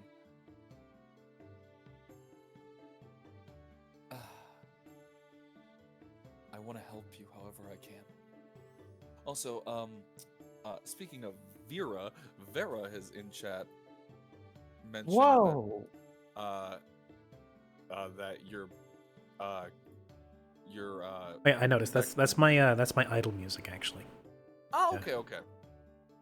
That's just the background music I put in. Makes sense. If it's too much, I can turn it down.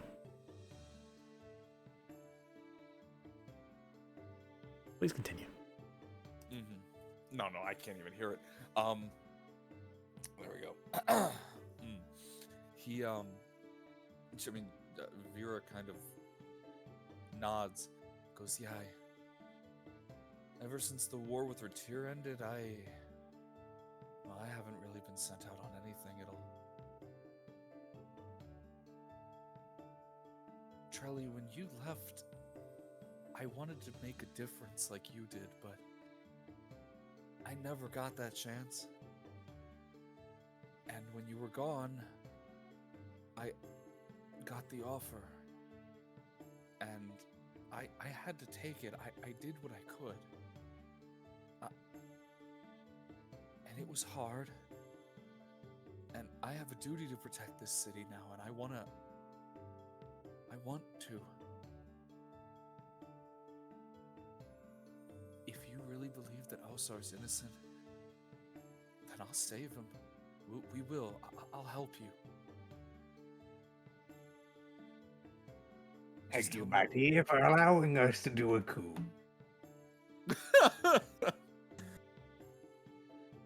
No, I don't say that. No. Yeah, no, I know.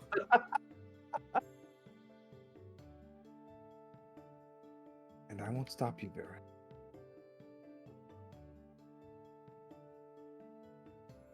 It'd be nice to have you on board, being honest. You know where to find me. If the time comes and you need someone who can help save his life and I guess in turn save yours, I'm offering. So when you are safe and secure in what I hope will be your new home, and she'll kind of scoot a little closer to him and kind of whisper, just call me. I'll be there.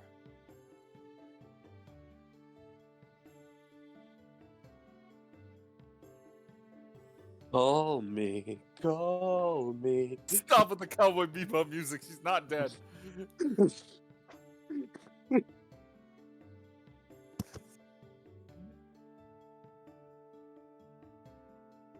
But yeah, always.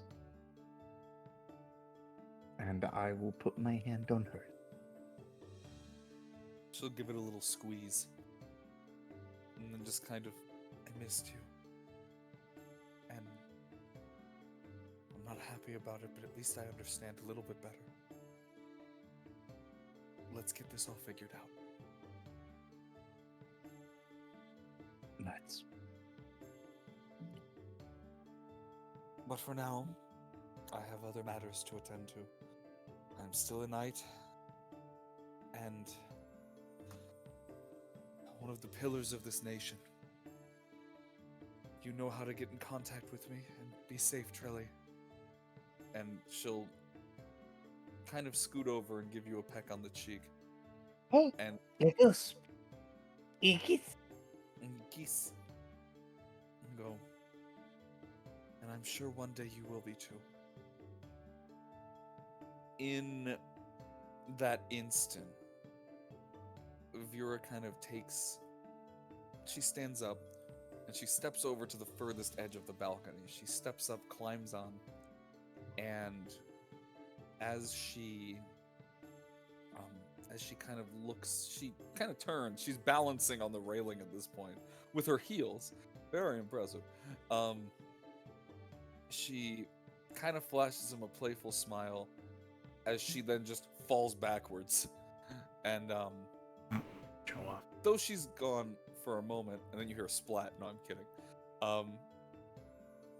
As she flashes away for a moment, after about a second or two, she flies up past him with these glittering, almost gemstone-like stained glass wings as she takes to the skies and then swoops overhead, definitely giving a bit of a show as she sparkles, like a trail of almost sparkling radiance kind of trails along with her as she dashes off into the night and up to her perch again, resting in. Like the beautiful bird she is. Yeah. That's right, guys. I was dating a bird. Rude to call a woman a Actually- bird. Well, if it makes you feel any better, Alan literally is dating a winged creature. Yeah, that harpy. Ah, Damn right. He was. He was. Who knows? Maybe they'll meet up for drinks and they'll hash it all out. You better not hash out anything.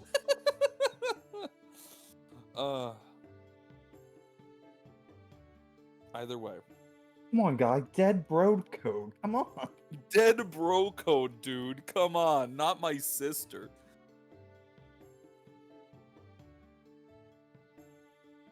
Yeah, afterwards I will go back inside. And you do. You make your way through, and you reach the top of the stairs when you hear Alan kind of like, hey. He's at this point he's just kind of like got his tie off. He's loosened it. He doesn't have his jacket on. His sleeves are rolled up, and there's just wine stains all over his nice shirt. And he goes, "Hey, did you work it out with your little songbird there?" Yeah, I worked it out. See, look at you. Trust old Alan sometimes, yeah? And he kind of like slugs you on the shoulder. What's the...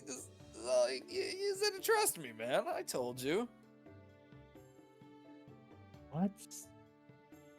Yeah. I'll put my arm around him. You, on the other hand, should probably start looking to sober up a bit. Oh, way ahead of you.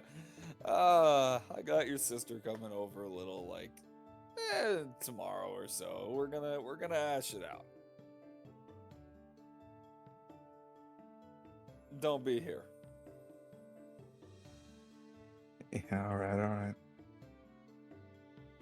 Anyways, again, thanks for doing all of this. Duh, buddy. Oh man, don't even worry about it. What are friends for? Don't die though. Again. Good night, everybody. As Alan kind of just like waves over everyone. night, Alan. Come back anytime, just not tomorrow. Or you'll die. Sleep. Sleep. So, how's it going, everyone? I am done Yeah. with today. We just met Iliaster. He came in checking in to see what the fight was about. And then Tuare stepped out. You idiot. Taking the time What to think were about it. you thinking? I have half a mind to take this salad fork and stick it through one of your arms. I'm just drinking. Do it. Do it. very Do lightly. it. I'm just drinking very lightly because I'm not the one in trouble. I love that. I love that it all got situated. Like Tuare and Genevieve were talking. They're like, "Yes, he was quite awful. Yes," and then she was like, "Thinking about it, I'm mad at you." You just put everybody else in danger because of that. I have half a mind to smack you. The other part of me doesn't really care at the moment. I will pass. I just Actually, wanna- You still have a bottle of wine. I just want to go back. Let's go back to the bunker, see if we can't get a jamming device sorted out, and so we can actually talk in peace and get some fucking sleep. Genevieve, Yes. you drink. I'll drive. No, No. I'm not drinking today. What about other things?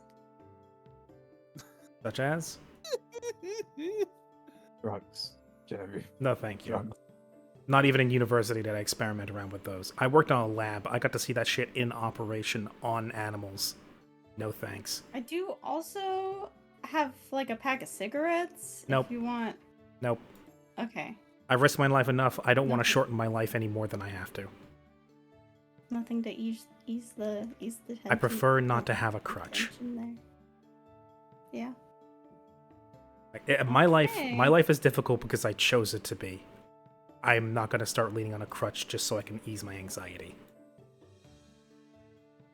When you all go to I appreciate the offer, though. It's very nice of you. Yeah. Okay. Okay. Cool. Okay, cool. You want? I love that Eugene's like, I know what'll help you. You want some drugs? No. What about just like some cigarettes? You're like the shady person that those old ads on the Dare program would worry you Hey, about. kid, you want to download a car? Hey kids, you want drugs? Listen, kid, you wouldn't download a car, would you? Speaking of your vehicle, you noticed that from where you parked, it wasn't moved. It wasn't really valeted anywhere, as it was pretty quick. You guys were pretty quick to enter. Alan was pretty quick to get everything settled, and while everything was getting situated, no one really moved your car, except it's on. It's been pushed. It was clearly shoved to the side when Dahlia came in. She And, stormed through and pushed my car, bitch. She literally, she scooted your van. So there's a handprint on it right now, dented into it. Oh. What? Huh? That's so rude. Character for her?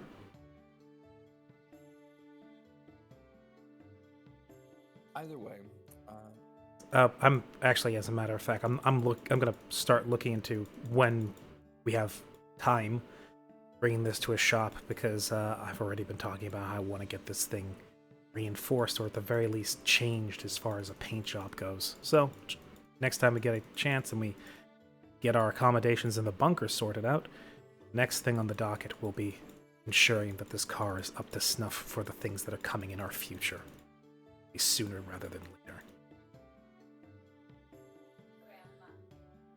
and with that, with a new handprint, I'm assuming you all go back. Yes. Yep. Everybody, What a day! Genevieve is like, get in the car. We're going home. Grab booze if you want to. Grab snacks, whatever. We're not turning back around. We're going right to the bunker. We're not stopping at a gas station either. I know, sacrilege. It's okay. We started the session at a gas station, so it still counts. No, technically No, started. supermarket. Supermarket with a gas station. With a gas station, yeah.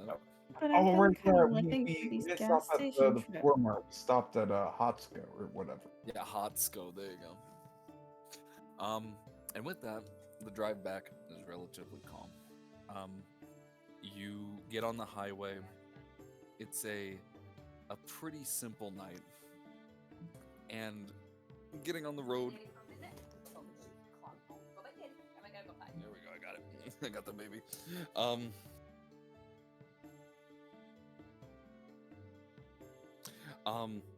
No. Driving back is pretty simple. It's a cool night, and after everything you've all been through, a nice, well, considering where you are, it's gonna be like a good hour and a half drive. Probably not even. It'd probably be like about 45 minutes to get over there.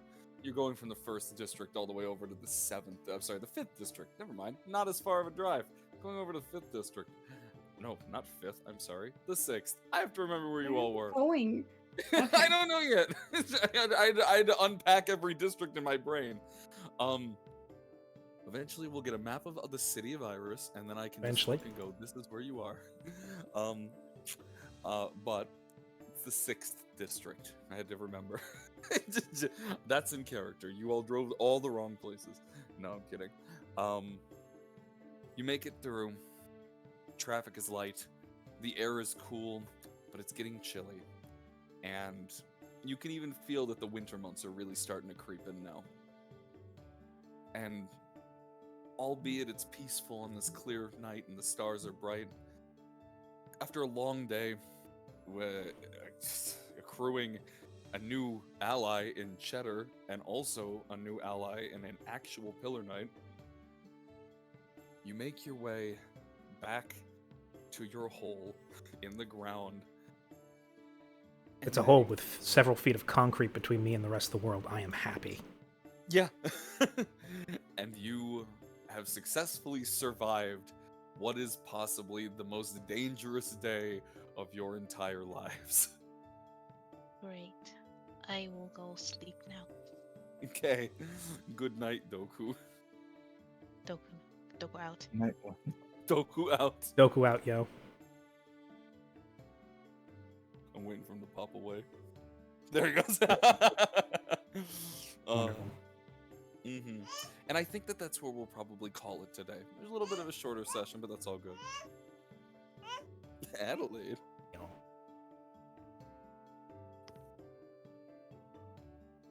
There you go. Well, there you go. I am surprised at how well that went, because Paranoia counting pays last- off. Yeah, kind of like last session.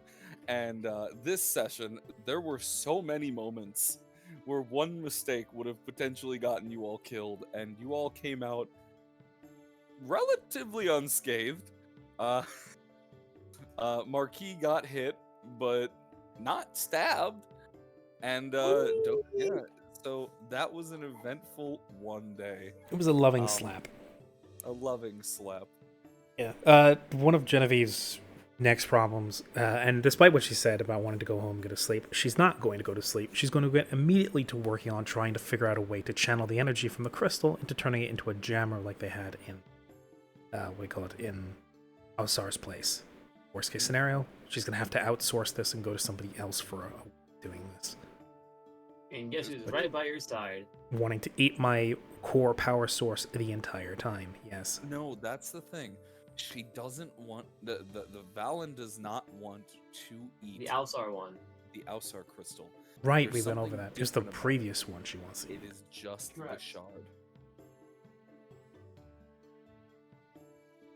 Why You also, I will say this: you are also welcome to use one of your. I know, guys. Yeah, I know, guys. I'm trying to think. You have 6 of them. You haven't used any yet. How many do you get? So everyone, it depends upon multiple things. It's generally 1 at minimum, and then your charisma modifier.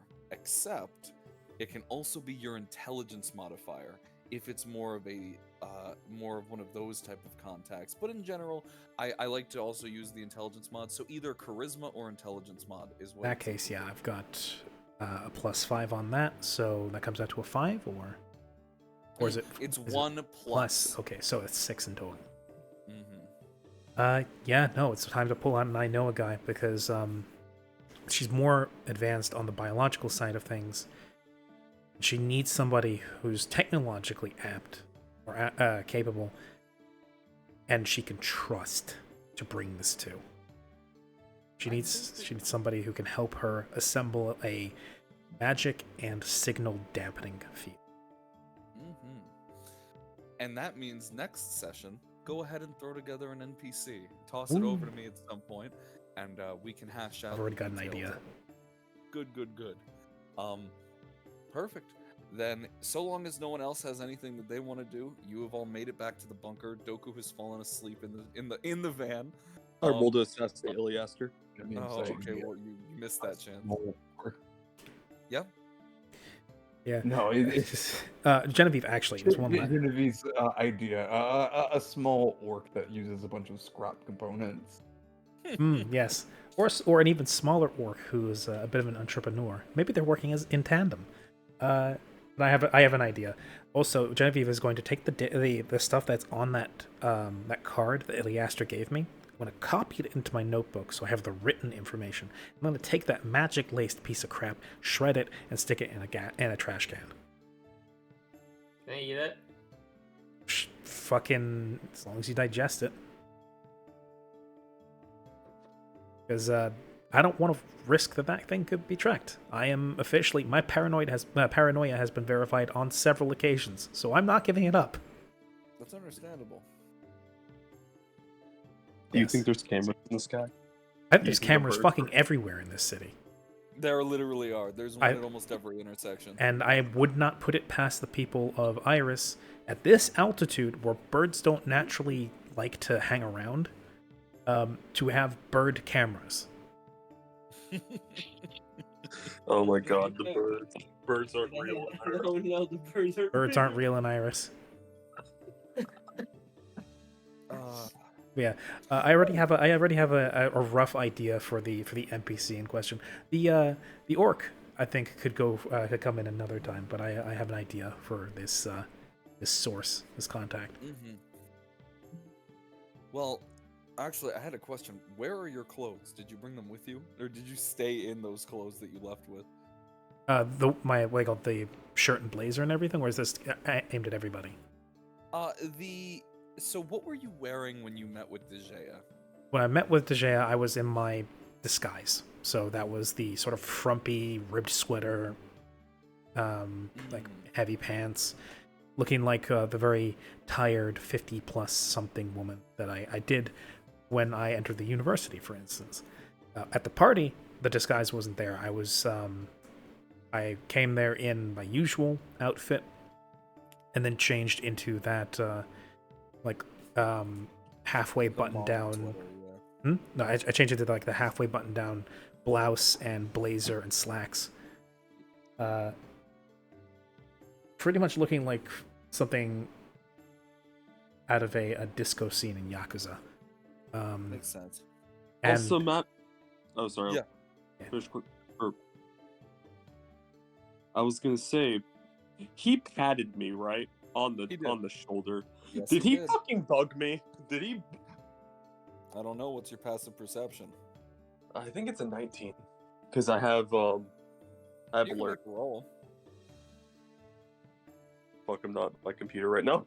I'll let you make the roll later. I actually had a question though for Genevieve. While you were dressing down, I should have actually done this. But I forgot. Can you make me a perception check? Damn.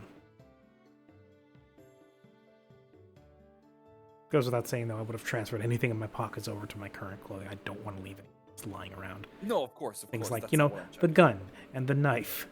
The gun. Yeah, that would probably be a good idea. Mm-hmm. An 11.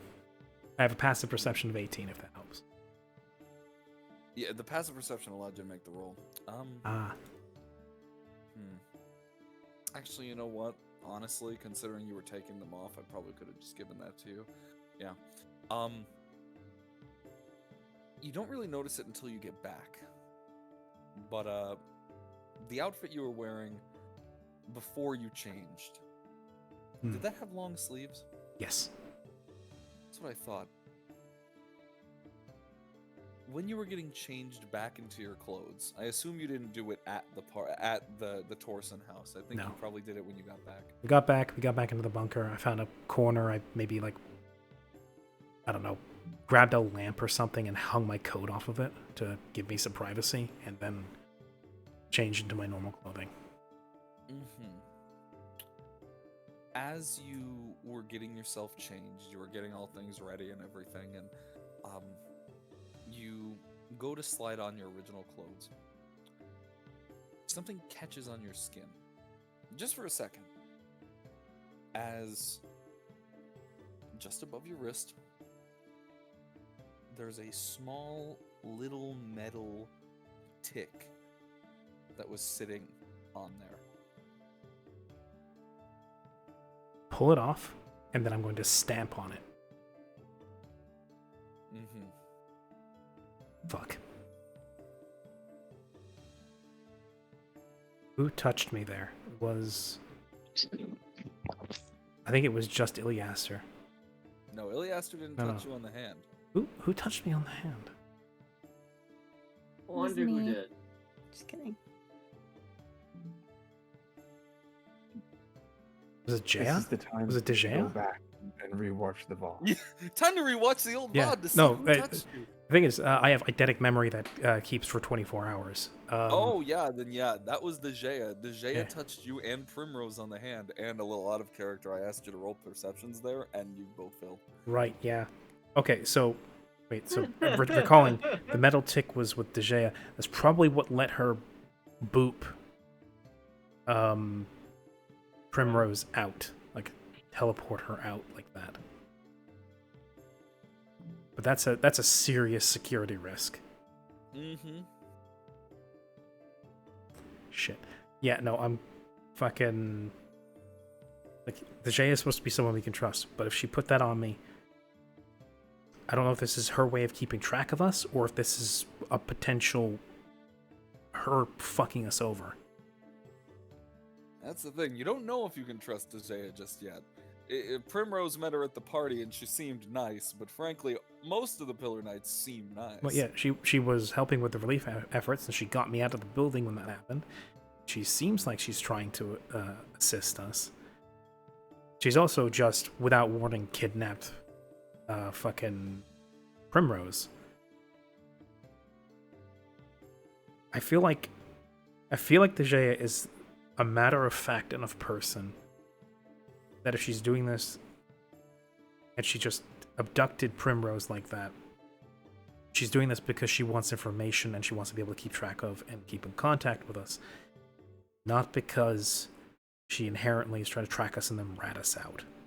Oh my god, actually, what's really bad is,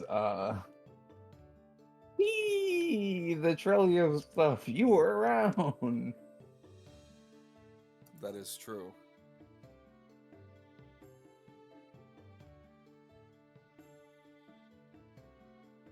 But What exactly do you mean by that? As in, you think that she may have been able to listen on all that? I'm trying to keep my immunity fucking low, which is why I use makeup and shit. That's true. So if she was listening in on me through that, she would have been party to all. Yep. Except maybe when we were in the bunker. Mm-hmm. Shit. And even then, you guys weren't talking in the bunker. You were writing to each other. Yeah. But still, a lot of the sensitive information that needed to be kept quiet, about Trelio at least, was brought up at the party, not in the bunker. Well, your clothes were changed during then, weren't they? Yes, that is actually true. True. You had changed. Stare. Yeah, I was in the long, I was in the sweater when I got ticked. Yeah, no, you would not have been captured. So then Trelio's identity is still safe by all means. As far as we know. Yeah, as far as we know. So yeah, pulling to this some back on. extent, the thing So she attached it to the sleeve of my outfit, not to my arm. Yeah, no, it wasn't on your arm. She Okay. she put a hand on both you and on Primrose, and you remember this. she was speaking both to you. She was speaking to you both gently as she placed hands on both of your hands and left it on basically the sleeve. Hey Matt, Yeah, what's up? I rolled an 18. On what? Perception. To see if he was bugged. If he was bugged. Wait to see if Yeah, I forgot. Iliaster. Oh, Iliaster. Yeah, no, he didn't bug you. He was just Nice. giving you a nice subtle little reminder that he can still get to you. And nice subtle reminder that he doesn't know I have a fucking golem this time around. Come at me, fucker. No. Genevieve is going to pull the tick off of her sleeve, as she's a little bit more armed with information. Inspect it. Consider it for a moment, as this thing presents a serious security risk. And she can either crush it, or keep it here in the bunker, as we are more than likely going to have to look for another safe house after this regardless, because people have just been able to find us. And instead, just go, we really need to get that dampening field going, and set it to the side.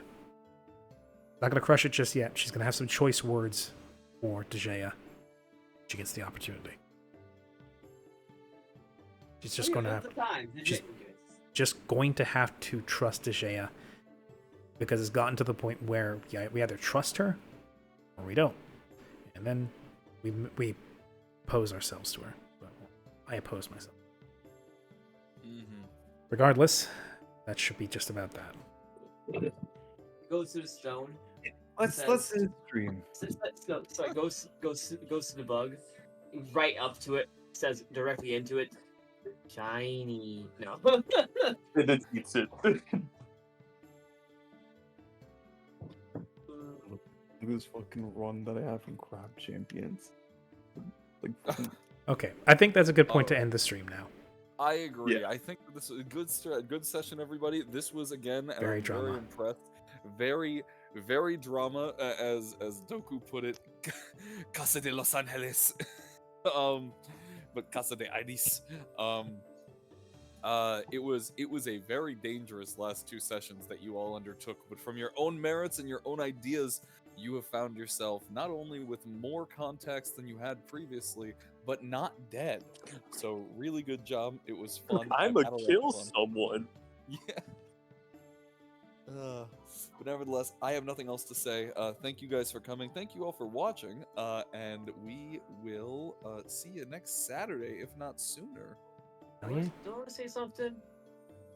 I'm trying to think. I want to say something.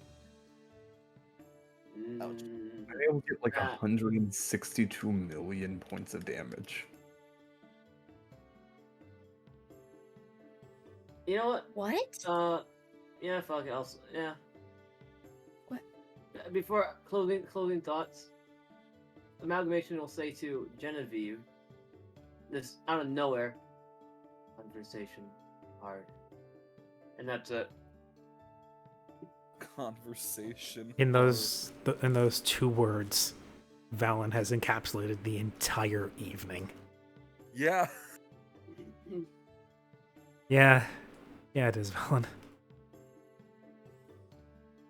Points to self. I feed it the rock. Joking. Becomes best friends with Spider-Man. Joseph wants to ask, why do you want to eat this so much? Because Again, they'll say it's funny. It's funny rock.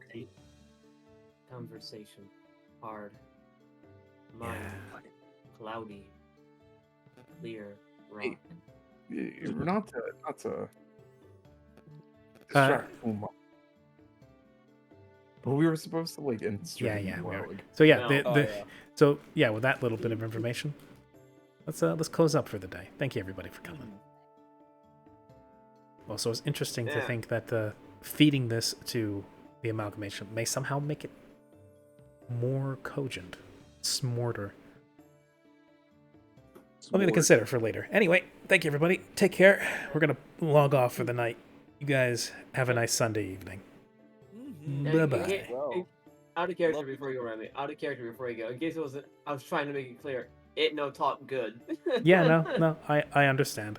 Okay. All right, you all take care now. Bye bye, stream. Bye.